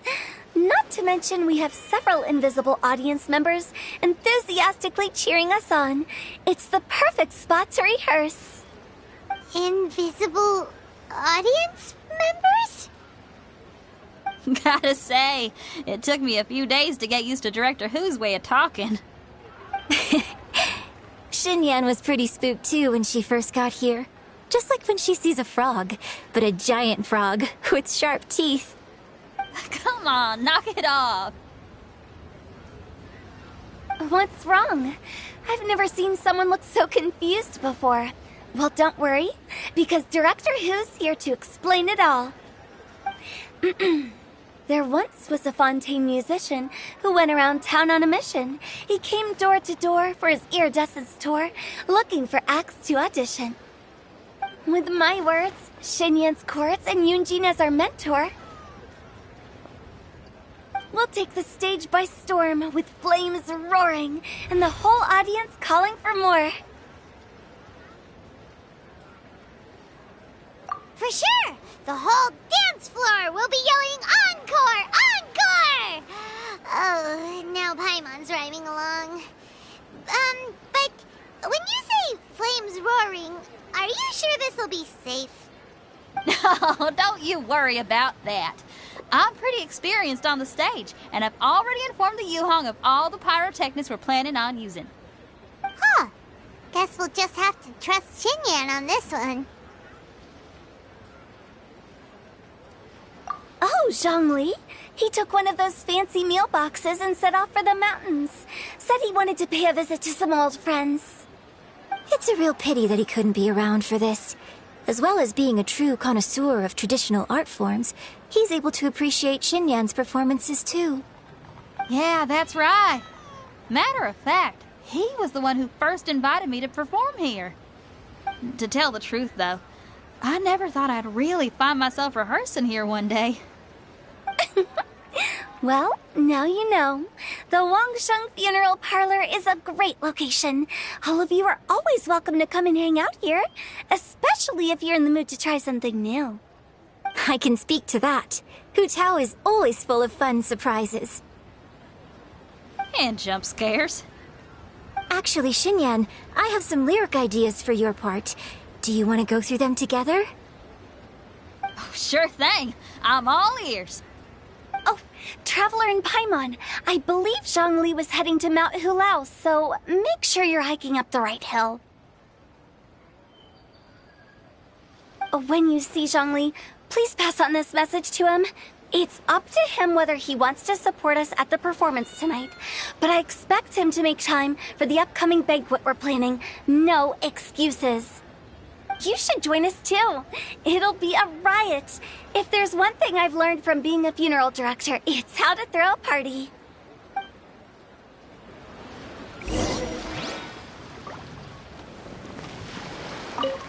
Okay, everyone. I think that's a long enough break. Let's take it from the top, shall we? Ms. Yoon is such a strict mentor. These breaks aren't even long enough to have a sip of tea. Well, you were desperate to get involved, and this is what it takes. If I gave you half the chance, you'd be sipping tea till nightfall. Hey, how about I treat us all to some late-night snacks once we're done? Hu Tao, what you craving? How about some stir-fried filet with a side of crab roe tofu? Where are we gonna find crab roe tofu so late at night? We could always just go pester masterful chef Zhongling. Now I'm hungry. All right, let's knock this out and then go grab some food.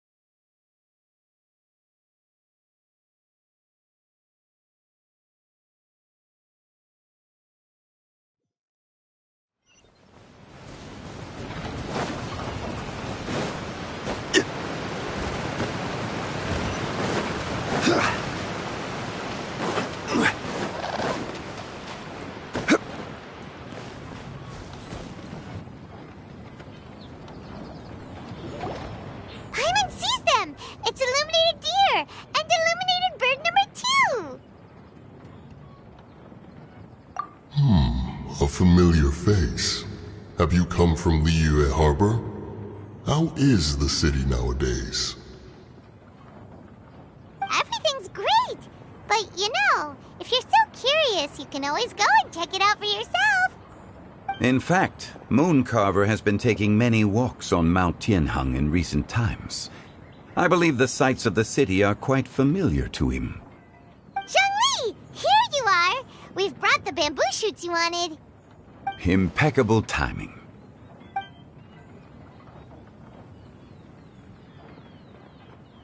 Traditionally, bamboo shoot soup ought to be slow-cooked for many hours on low heat. Using Adeptus arts to hasten the process is something of a shortcut. Wait, that mechanism... is that... Indeed. Cloud Retainer kindly lent me her supreme cuisine machine. Can we not just call it a cooking machine? Actually, never mind.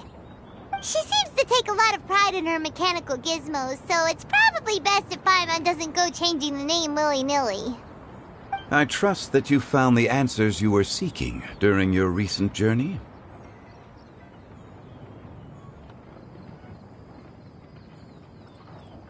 Excellent.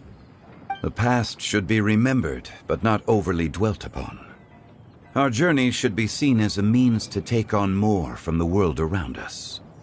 When the bamboo shoot soup is ready, I must insist that you try some for yourself.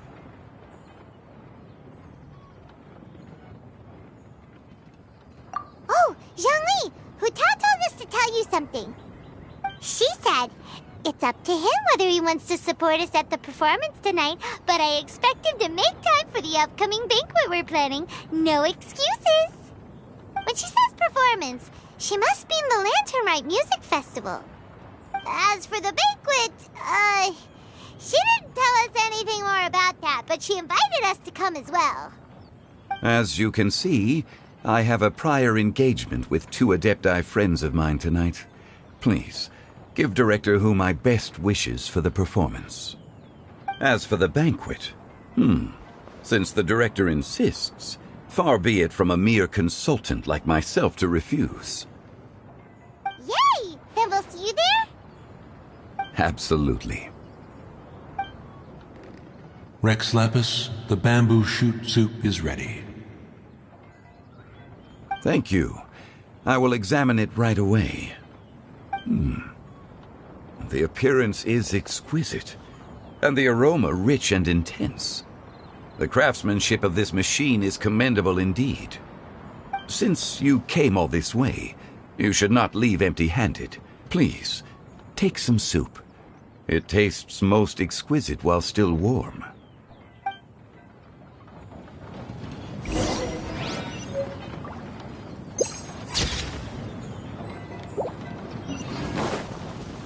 I intend to reminisce with my old friends for a while longer.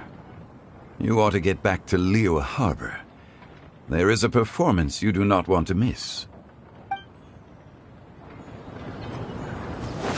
Had one known that Cloud Retainer was in possession of such eminently useful devices, one would have sought to borrow one from her long ago. And yet, since you share my lack of enthusiasm for mechanisms and fine dining, it would have become a mere decorative ornament in your abode.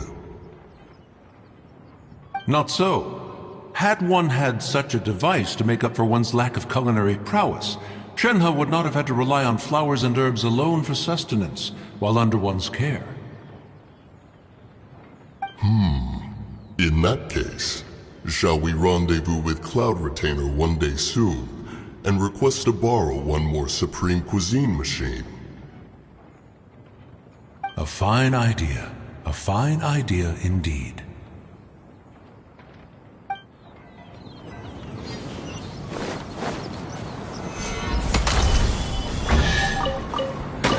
One man's stone is another man's gem.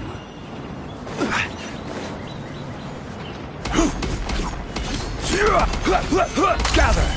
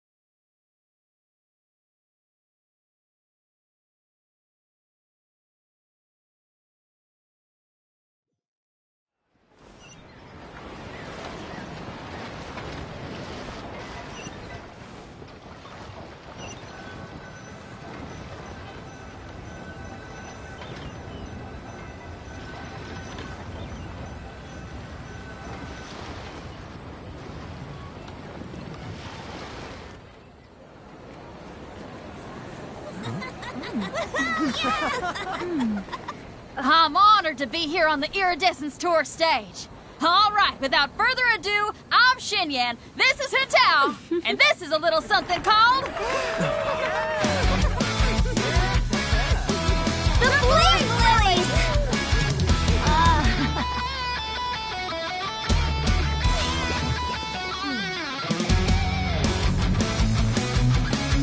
I'm up here blazing trails through the midnight sky, lighting up the world below. And when the crowds all hear my voice, they'll meet the spirit of rock and roll. Let's go! Hey, you butterfly, you too buzzing by, guiding your way to the afterlife, opening the path without a fright. Oh, I'll light the fire, watch it blaze across the universe. I'll spit my rhymes, watch your step, or you'll get burned. Hey, woo!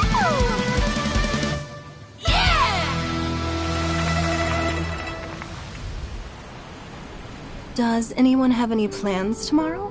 With another year behind us, I think we deserve a celebration of our own. My treat. Interested? The Tianquan footing the bill? I can't miss out on that.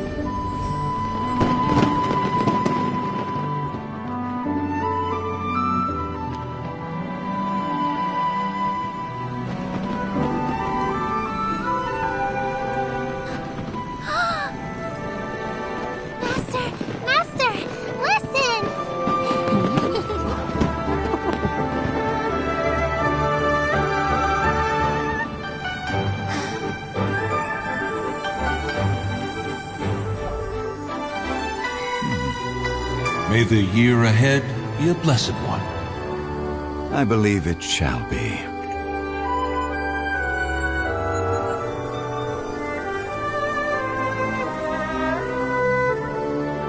Master, the Shao Lanterns, Ha! Elementary. One shall fashion for you a Shao Lantern the likes of which the world has never seen. And you must take it to Liyue Harbor to display its magnificence for all.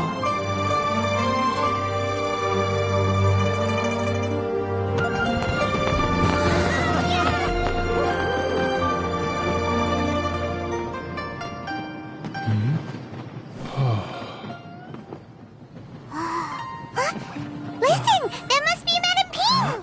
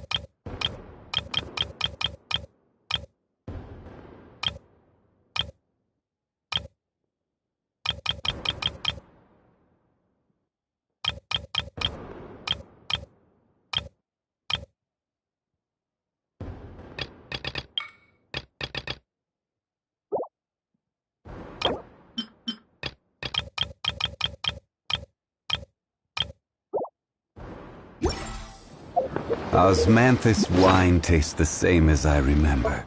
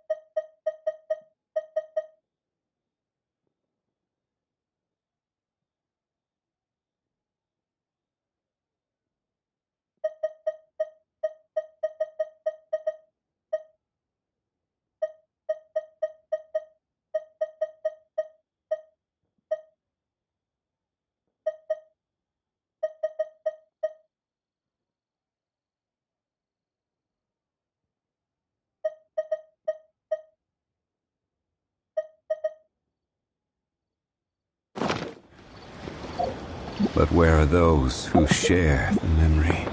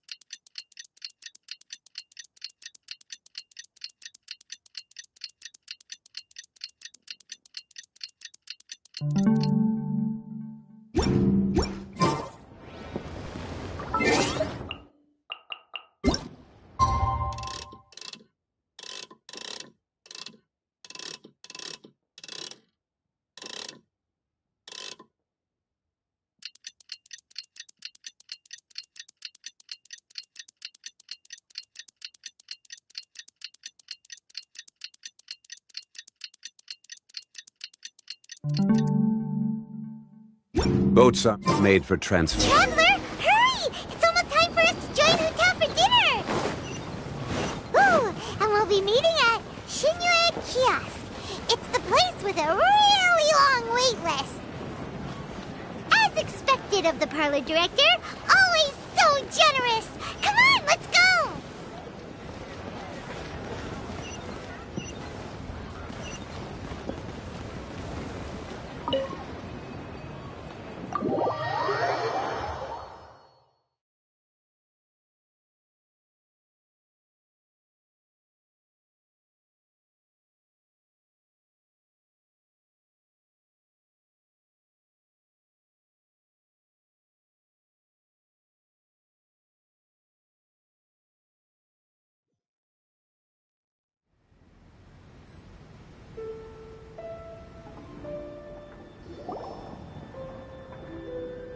Oh, so that's how it is. Thanks for the suggestions, Mr. Zhongli. I have them all noted down. I've long heard that your knowledge encompasses all things old and new, Mr. Zhongli. But I never knew that you were well versed in the art of cooking, too. It is truly an honor to make your acquaintance. No need for formalities. I too feel humbled to be in the company of such talented young people. There are many things I could learn from you. Oh, you flatter us. If it's possible, May I trouble you to provide a few words of guidance for my practices in exorcism? Exorcism? I can't say I'm an expert in the field, but if you don't mind, we could start by discussing... Whoa, there's so many people here. All we knew was that Hu Tao invited Zhongli over. Paimon never thought we'd be meeting so many old friends. Happy Lantern Rite, everyone! Likewise. Please take a seat.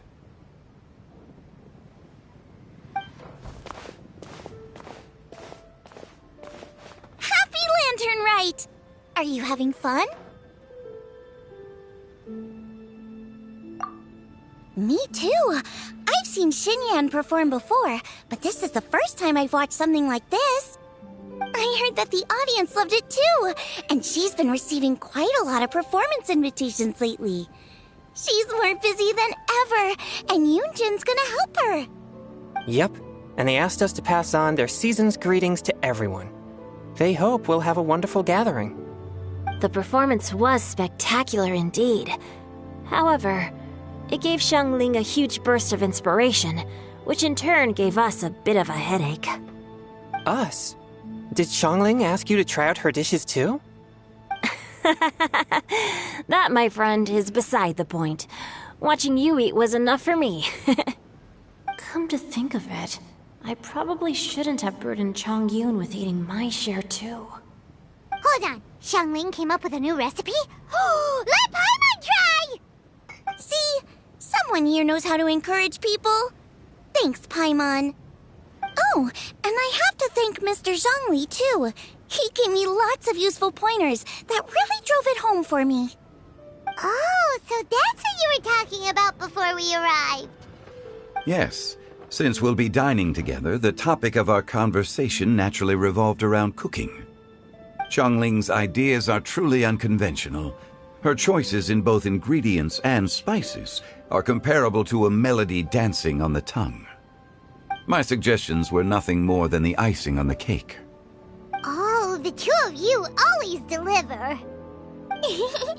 Now I'm getting embarrassed. Anyway, I'll get everyone to have a taste after I've adjusted the recipe based on Mr. Zhongli's advice. That sounds like it might become a little safer to eat. How about I sample the dishes next time?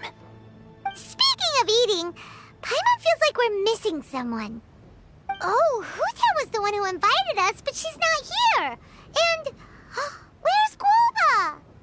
Oh, Guoba volunteered to help Dad at the restaurant. You know, lots of people come over to eat during Lantern Rite. Without Guoba helping out, I probably wouldn't have had the time to accept Hu Tao's invitation. As for Hu Tao... The director went to collect a guest. She asked me to stay here and host you for the time being. Seems like it's almost time. Huh? Hu Tao went to fetch someone in person? Oh, that must mean they are super important. Could it be... Kuching? Ningguang? Or Captain Beto? She didn't clarify. And as her subordinate, I couldn't just pry into the details, could I? Ta-da! We're here! Oh, we're not late to the party, right? Right? Good thing the Conqueror of Demons and I are both as swift as the wind. And whoosh, we made it just in time.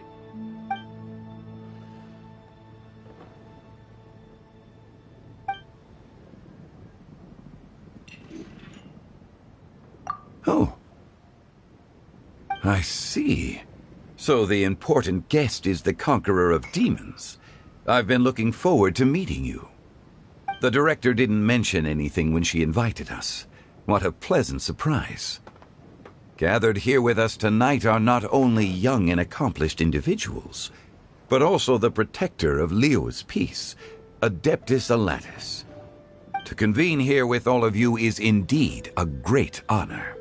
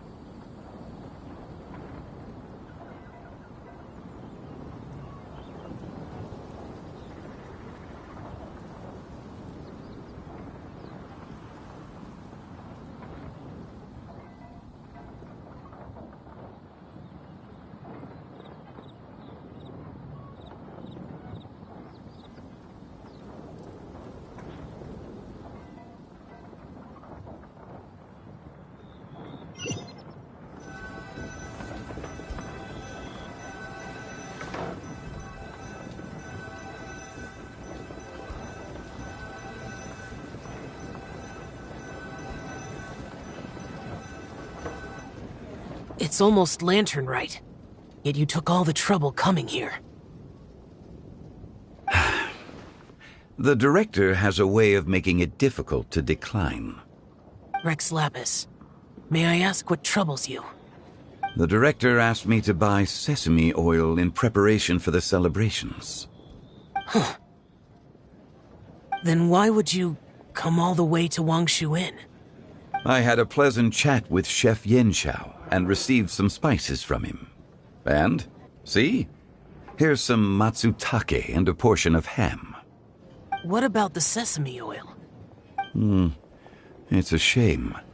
I couldn't find the kind the director was looking for.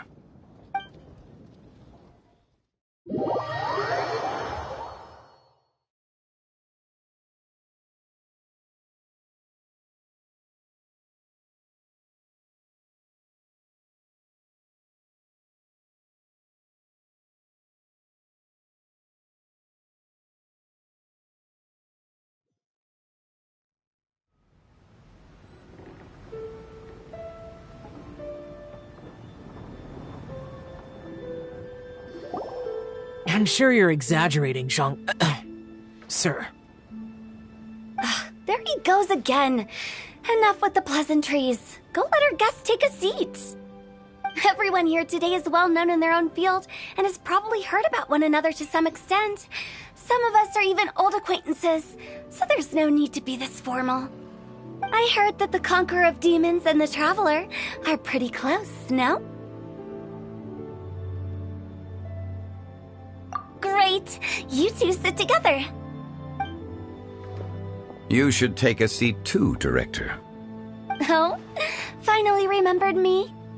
When we arrived just now, the host at Xinyue Kiosk told me our dishes are almost ready. Perfect timing. Let's not wait any longer and ask them to bring out the food.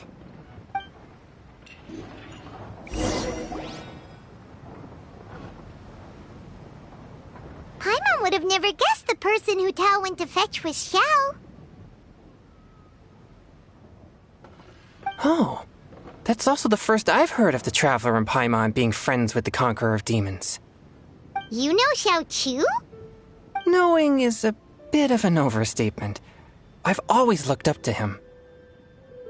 You might not know this, Paimon, but we exorcists have worked in close collaboration with the Conqueror of Demons for many generations, dispelling evil together, both in the open and from the shadows. Hard to imagine that thanks to Hu Tao, I've finally gotten the chance to meet him. Conqueror of Demons, I'm honored to make your acquaintance. Likewise. It is a great honor indeed to have a chance to meet the legendary Conqueror of Demons. Changyun has brought that name up quite a few times in the past. I remember you mentioning wanting him to understand the importance of exorcists. Ahem. We know each other too. He helped try my dishes during the Masterful Chef's cook-off. I didn't think we'd have the chance to meet again. Happy Lantern Rite. No anecdote, however, compares to meeting you in person. I'm Xingqiu, Shangling and Changyun's friend. The pleasure is all mine. Whoa. Everyone's getting all formal and polite all of a sudden. Paimon doesn't know what she should say anymore. Adeptus Xiao, mighty conqueror of demons, please accept Paimon's greetings too. Belated Happy Lantern Rite. Paimon tried very hard to look for a fancy word, okay? Don't be too harsh on Paimon! There's no need to be so polite. You're right. This was meant to be a nice little get-together between friends after all. Too much formality kills the atmosphere. I didn't plan this gathering only... Real intention, then. A little get-together between friends, sipping the finest tea and watching lanterns float into the sky, bidding farewell to the past, and embracing the present with joy. And that is something our consultant would say.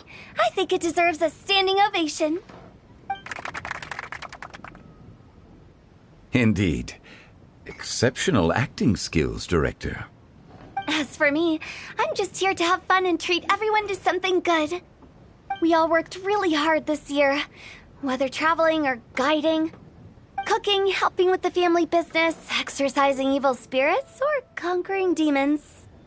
And of course, our consultant, who's been helping out at the parlor every now and then. Everyone has done some pretty amazing things.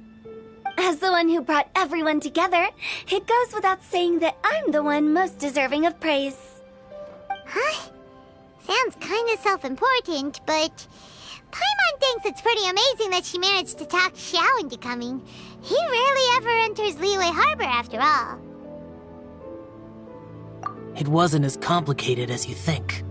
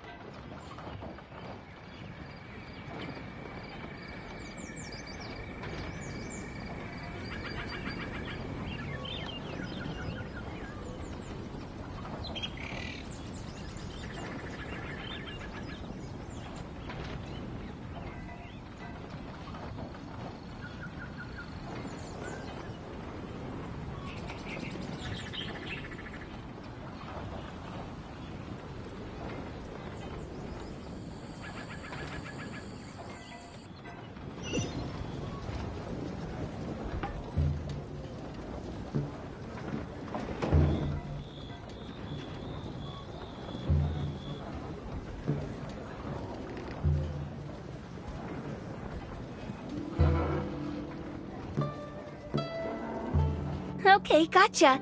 Thanks, boss lady. It's not boss lady, just boss. And there she goes. What a lively girl. Conqueror of demons, Adeptus Xiao. Guardian of Wangshu Inn, hero of Dihua Marsh. I know you're there. Quiet. Do not disturb the peace. Sorry, but you wouldn't show up if I didn't yell your name, would you? I know you. You're the 77th director of Wangsheng Funeral Parlor. Is there something you need?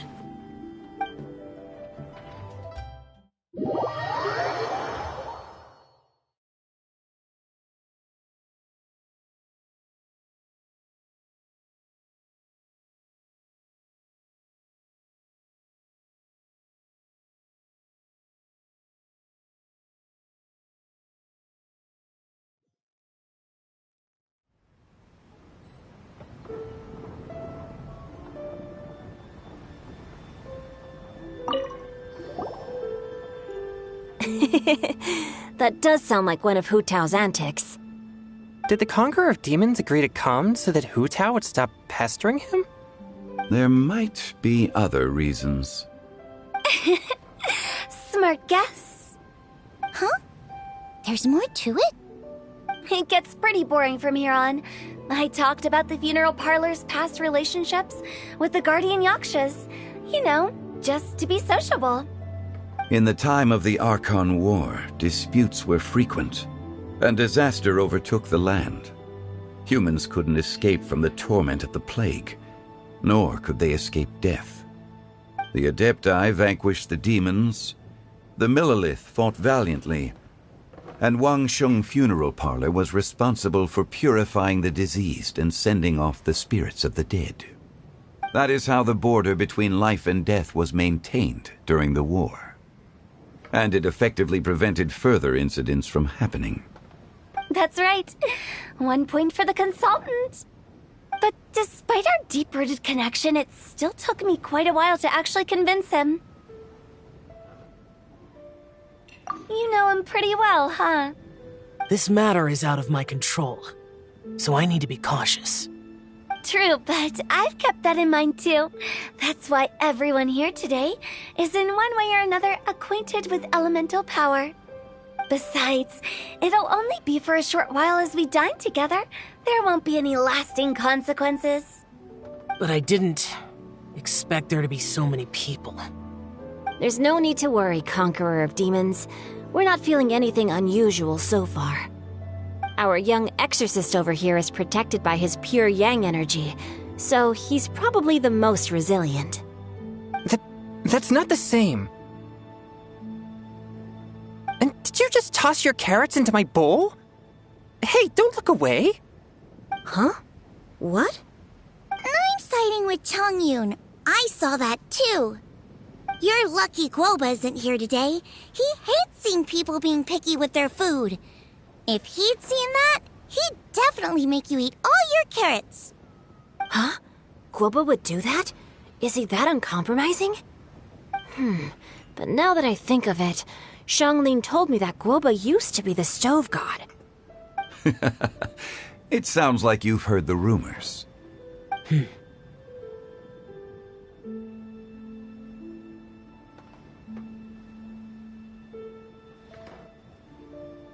I'm doing fine. Not long ago, before Lantern Rite, I met an old friend. Thanks to his help, things have been a lot more stable than before.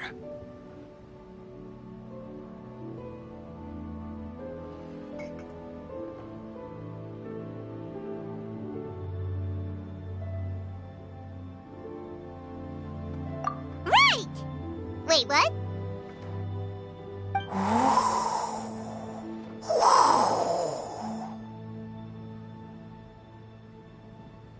Seeds of story, brought by the wind. And cultivated by time. Did Paima just unconsciously complete that saying? That voice. Could it be?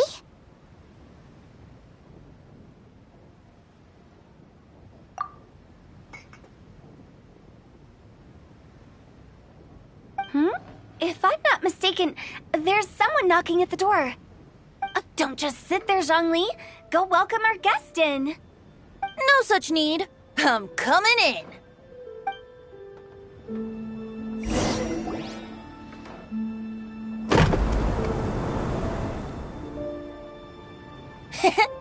You finally let me in.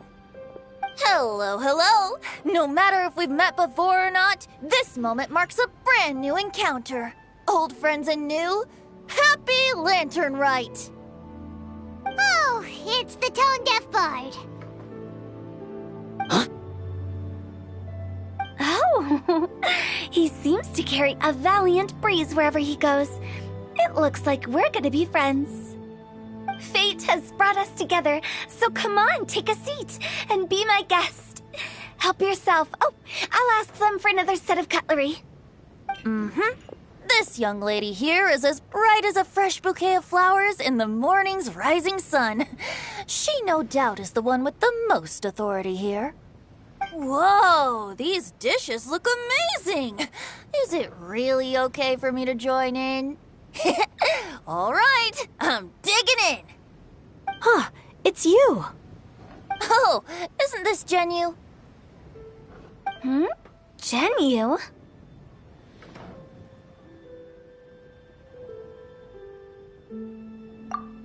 Yep.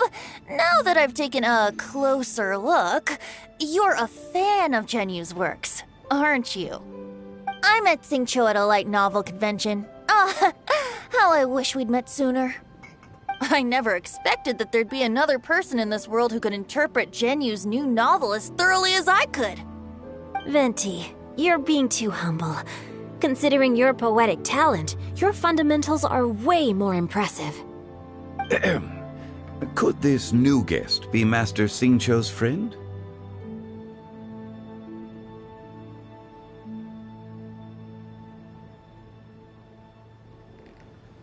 Yes. Monsters become more active than usual as we get closer to Lantern Rite. I was patrolling Dihua Marsh a few days ago, when I happened to run into this... You've already forgotten? I'm a bard, remember? And bards go around singing wherever they like. Oh, right. And this bard was performing in Dihua Marsh.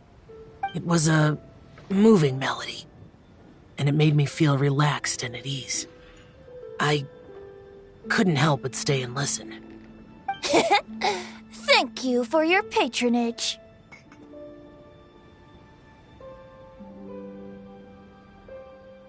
I understand now too.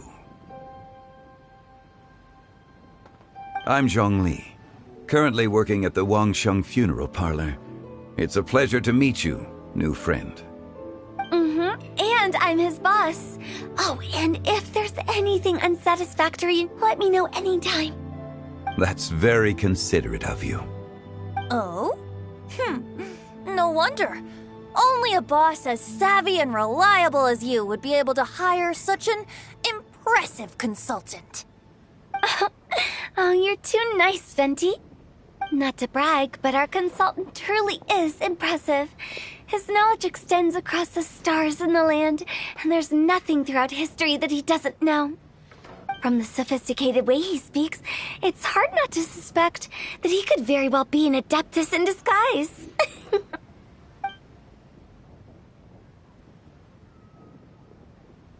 Shao, you're an adeptus. Do you think it might be possible? Sorry.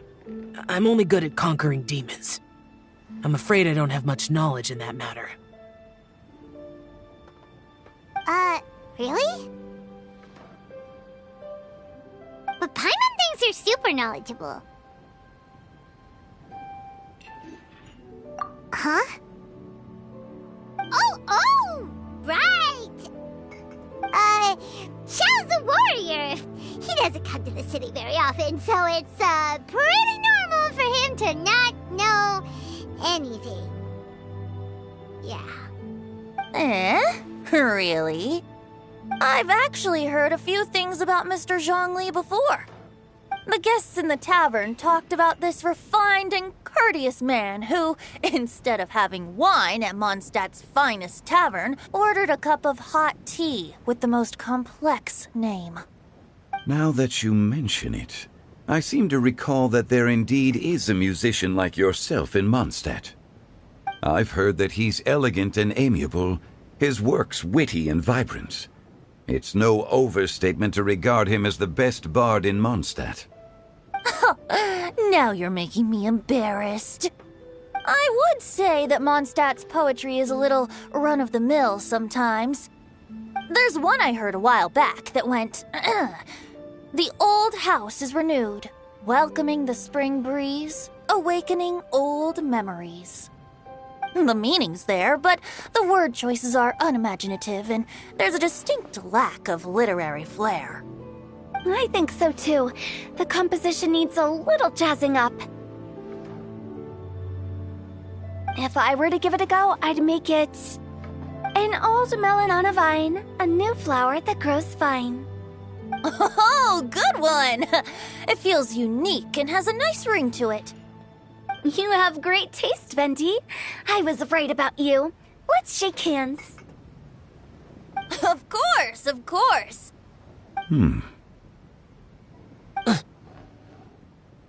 Hey, Shincho! Mind lending me a few books when we get back? Pick out some well-written ones. I don't know if it's my own lack of literary knowledge, but I couldn't tell the difference between those two. I don't think it's your fault. Chongyun's right. It's not our fault.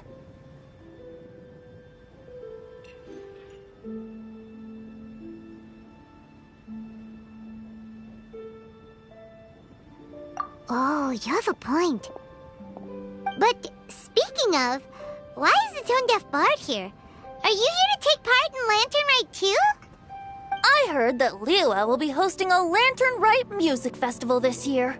As a musician myself, how could I possibly resist the temptation to come take a look? Or a listen. Getting to know other musical styles is essential to sparking inspiration, don't you think?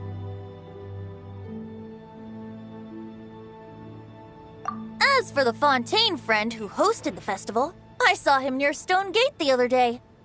The Iridescence tour has finally been held successfully for once, so I had to congratulate him. Don't think anything of it. By the way, I was watching as you entered Shinyue Kiosk, but no one seemed to notice me. Should I say that it's because I'm an expert in hiding, or that a certain someone deliberately ignored the sound of the wind? Whenever Lantern Rite comes around, Liyue Harbor becomes bustling with activity. People are all busy watching the lanterns and strolling around the shops, and they might just go travel somewhere on a whim. It is rather difficult to predict another's whereabouts. The festival is in full swing and proceeding smoothly, and we're all gathered here with friends, new and old. This is no doubt a wonderful occasion worth celebrating. To come together with all of you at the beginning of the year, one can't help but be filled with joy. In a moment like this, I propose we raise a glass together. In my case, tea in lieu of wine.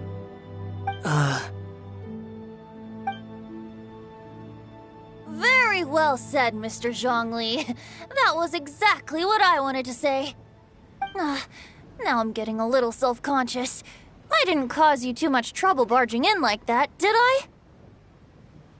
We usually drink wine during occasions like this over in Mondstadt, but since Mr. Zhongli insists on drinking tea, I'll give a toast with tea too.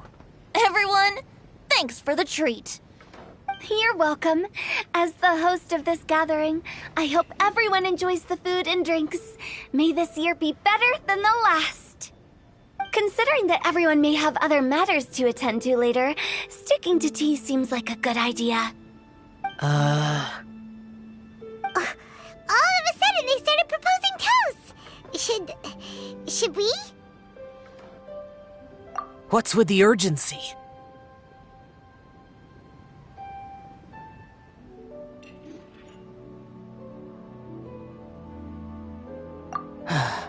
Sure. Have you two finished eating? It's always nice to have a breath of fresh air after a meal. Helps with digestion.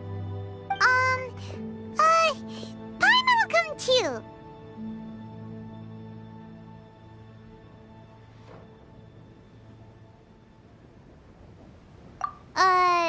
Yeah?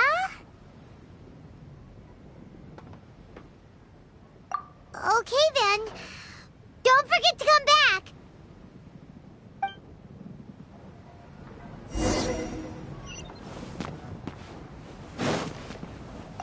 It seems like our new friend is an expert in wine. I deserve no such praise. I only drink for fun. It's nothing compared to your expertise. I'm glad we're only having tea today. What if I got drunk and said something nonsensical? I'd surely become an object of ridicule to someone I've just met. No such thing. I wouldn't dare disrespect the director's guest.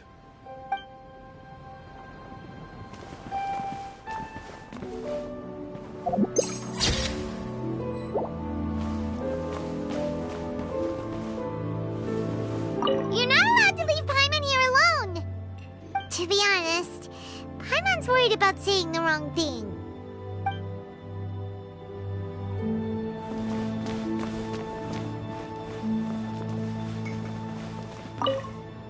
About you and Venti. Could he be a partner in your family business? That's right. You know how my family is. A lot of business secrets can't just be divulged at the dinner table. Ah, just as I thought.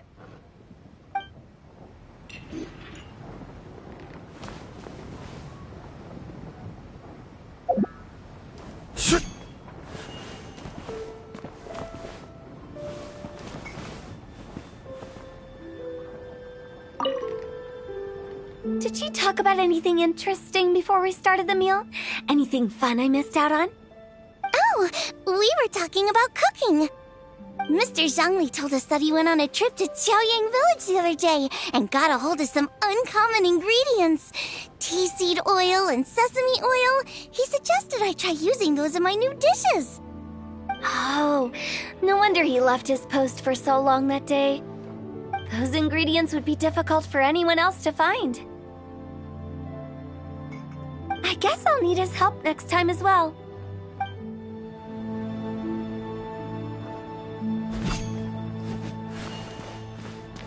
Let's depart. You go ahead.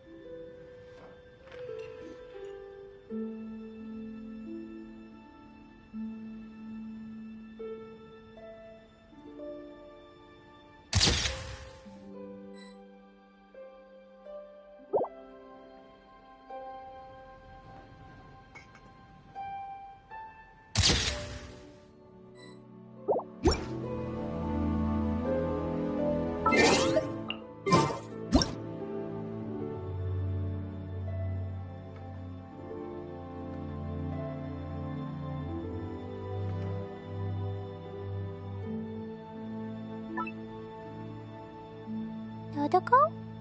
Dodoko, where are you?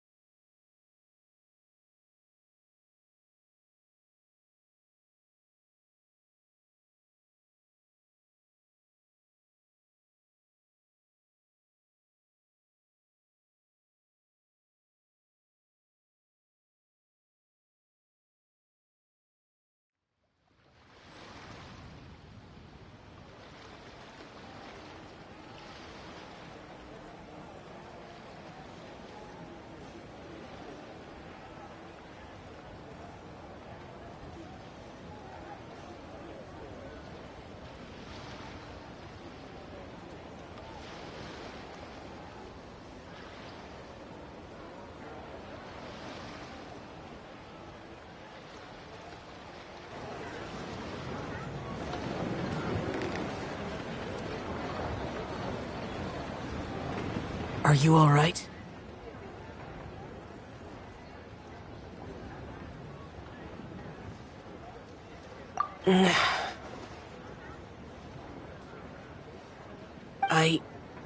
It's hard to describe.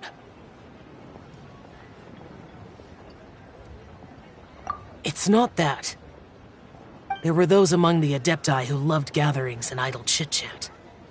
Sometimes they would call up a few others for a drink.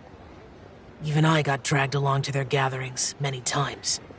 The Adepti all have their specialties, making most of them proud and arrogant. Everything they say is straight from the heart. It never gets too complicated. But this time...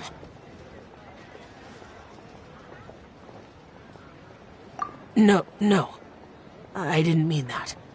So you know his true identity. I'll get straight to the point then. The Animo Archon is a free spirit, and his temperament is as carefree as the music he plays on the flute. It's easy for a god like him to live in harmony with humans, and that's something I might never be able to do.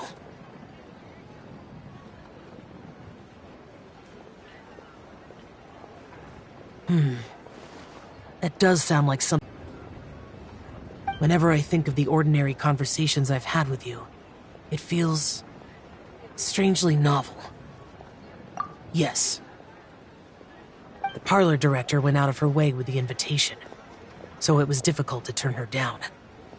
I had made mental preparations before agreeing to come.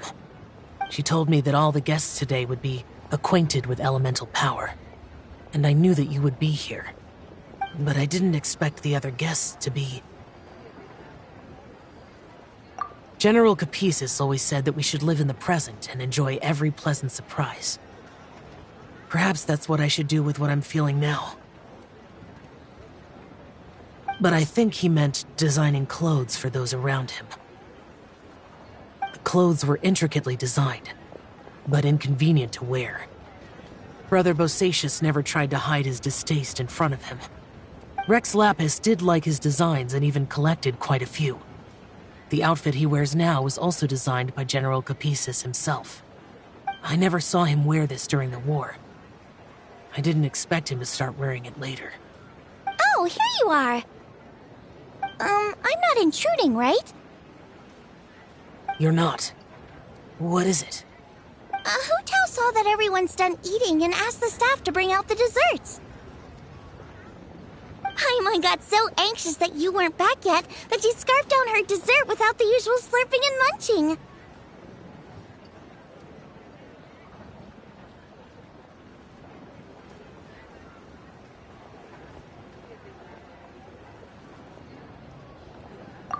To be honest, I was kind of worried too. You looked a little restless just now, and I thought you weren't used to the food here and was planning to head back to Wangshu Inn for something Yanxiao made. You're worrying too much. Why would I?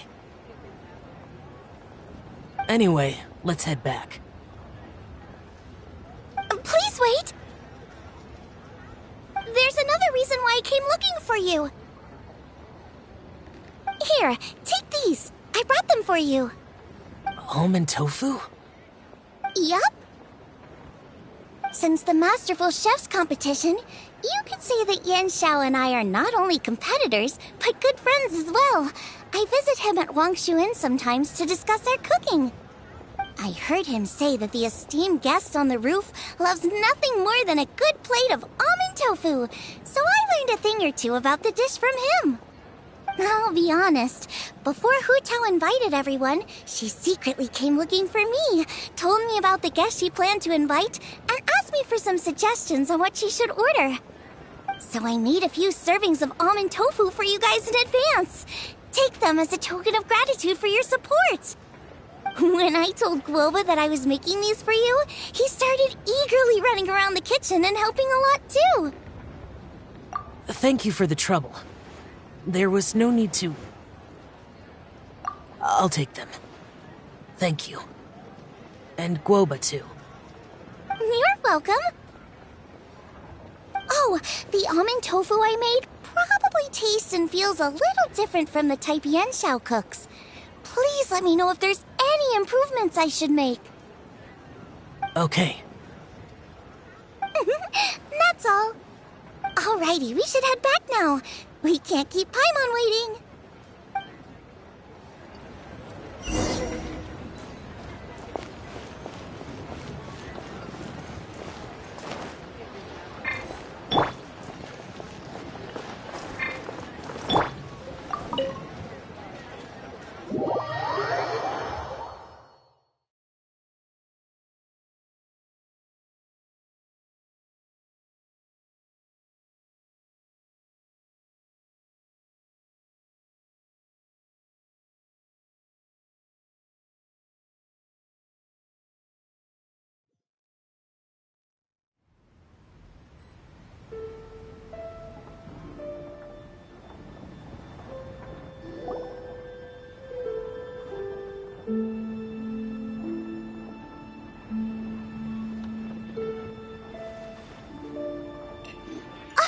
You're finally done whispering secrets to each other? So much for promising Paimon you'll be back soon. How could you say that to Paimon? In that case, besides having no sense of time, Paimon will let you know what having no sense of fullness looks like. Your dessert is all Paimon's. Sorry to keep everyone waiting. No worries, we're all just chatting here. There's no serious business to take care of. Whether we're chatting outside or inside, it's all the same. Paimon's too busy eating to talk to you. But even though we're all well acquainted by now, I think this festive gathering deserves something ceremonious. Oh? Is this some local custom? Nope. This is something I made up so that good luck will be on our side, that's all. Spontaneity is the best choice to make here. Let's use this incense burner on the table. It's been lit for so long now that the incense is running out. I'll leave refilling and lighting the incense to the most distinguished guest among us all. Lighting the incense will signify continuous growth and prosperity in all our endeavors in the new year. I see. Perfect symbolism, as expected of Hu Tao. And speaking of the most distinguished guest here today, I'm sure we all agree that it's Mr. Zhongli. I'm not very familiar with the details of his past deeds, but chatting with him has been a real eye-opener, even for a bard who has traveled all across the world. If knowledge were a form of power, one could even say that you're a wielder of unlimited strength. But when it comes to having a way with words, The notable bard is certainly one cut above the rest. I just happen to have a good memory. It is such an unexceptional skill, yet you made it sound like an unparalleled talent. I am truly impressed. Since we all get to nominate someone...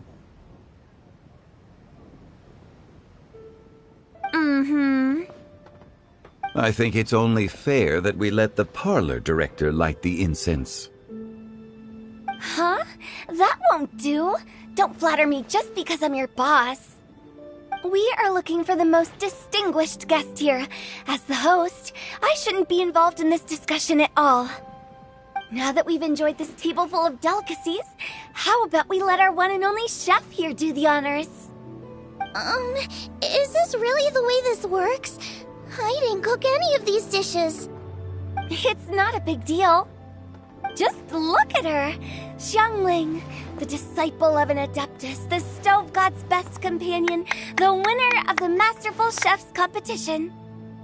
The only heir of the famous Wanmin restaurant. A good old friend of mine. There's no better choice. Why does Paimon feel like we're back at square one again? Please stop! You're making me embarrassed. If we're looking for a distinguished guest, surely the second son of the Feiyun Commerce Guild counts. It's one of the largest commerce guilds in Liyue Harbor. Huh? Don't get me involved in this. Oh, not a bad choice. With the Commerce Guild's young master lighting the incense, we're all sure to make a huge sum of mora in the new year. That's not how it works. Making a fortune is indeed a fine wish, but it's of lesser importance than good health and happiness. Which means we should choose Chongyun, the skilled exorcist who keeps everyone's home safe from evil spirits. Huh? Now you're nominating me? I can't be the one when we have the Conqueror of Demons right here. Adeptus Xiao has the most seniority among everyone here today. We should... I refuse. I am most certainly not the most distinguished. I'll be able to make the right judgment based on your observations. One person here is well acquainted with everyone else.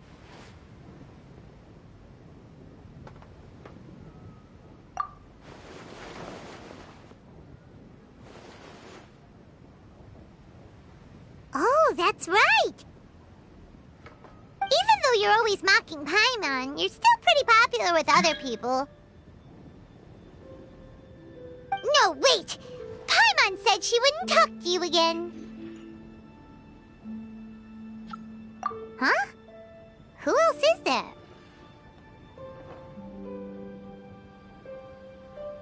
Huh? Huh? Does that mean Paimon's the most distinguished guest? Oh, well, that was unexpected! I agree. Paimon's just the one we need. Without a friend constantly by your side, a long journey would become dreadfully lonesome.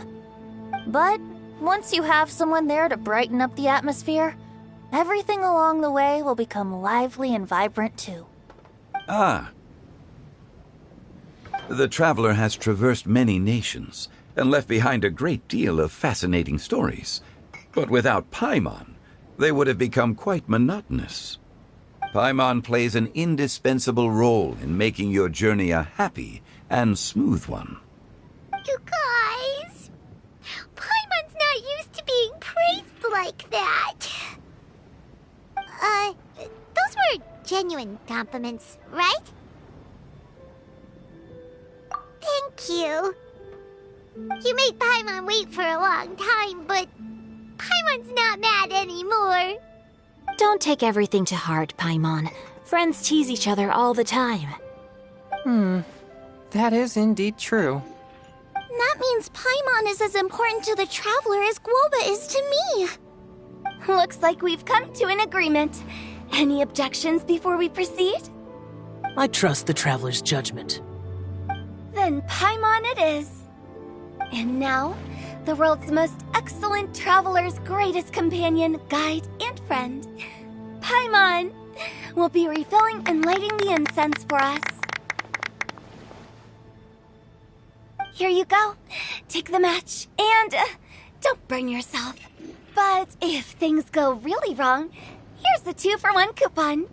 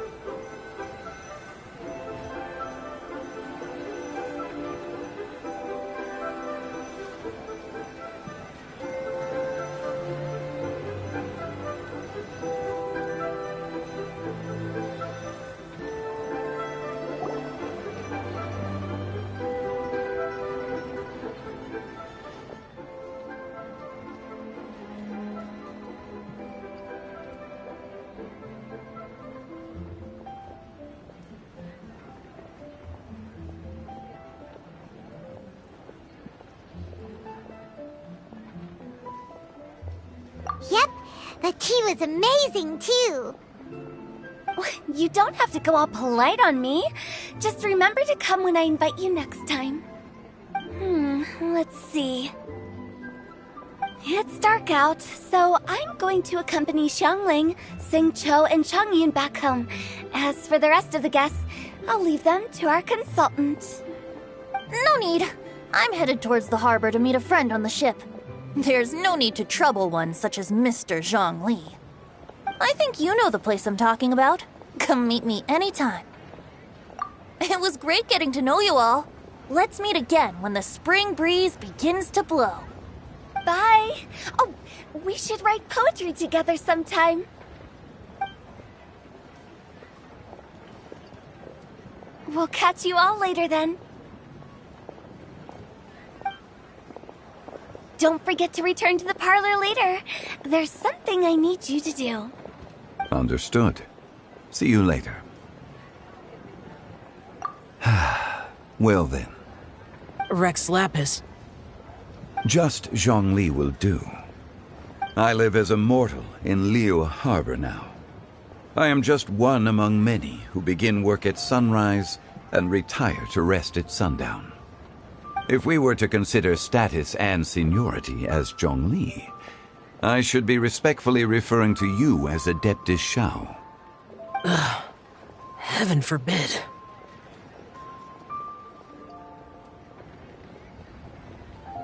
Not you too. I meant what I said. I heard that during the Lantern Rite Music Festival you conferred with Streetward Rambler and Cloud Retainer. I take it as you've gained a lot more knowledge about the past? The same truth will sound different coming from different people. As more bear witness to a story, feelings and interpretations expand in variety too. I once had a pleasant chat about the past and present with a Sumeru scholar named Soraya, and learned a few things about her research topic. From the evidence she found and the conclusion she made, her area of research is already very close to the truth. But there are multiple sides to humans and gods alike. In the legends recorded by humans, some gods were depicted as arrogant and condescending, while others were kind and capable. But whether to me, Streetward Rambler, Cloud Retainer, or younger adepti such as Shao and Ganyu, those adepti and gods that may seem extraordinary to humans are something more akin to close companions. This was as true back then as it is right now. Just how Shao may seem unapproachable to most, but the Traveler has proved otherwise. So there's no need to dwell too much on certain things. Zhongli, what you're saying is... It looks like you understood what I meant. Ah. The director asked me to accompany you on your return, but I don't think you'll need my protection. I'll be taking a walk around and admiring the night scenery. After that, it'll be time for me to go back and meet up with the director. Goodbye for now. Bye, Zhongli. Everyone's gone now. Paimon always feels a little empty inside when a lively celebration ends. But at least you always stay by Paimon's side. No. Paimon got it mixed up. Paimon, the best and most distinguished travel guide, will always stay by your side, traveler.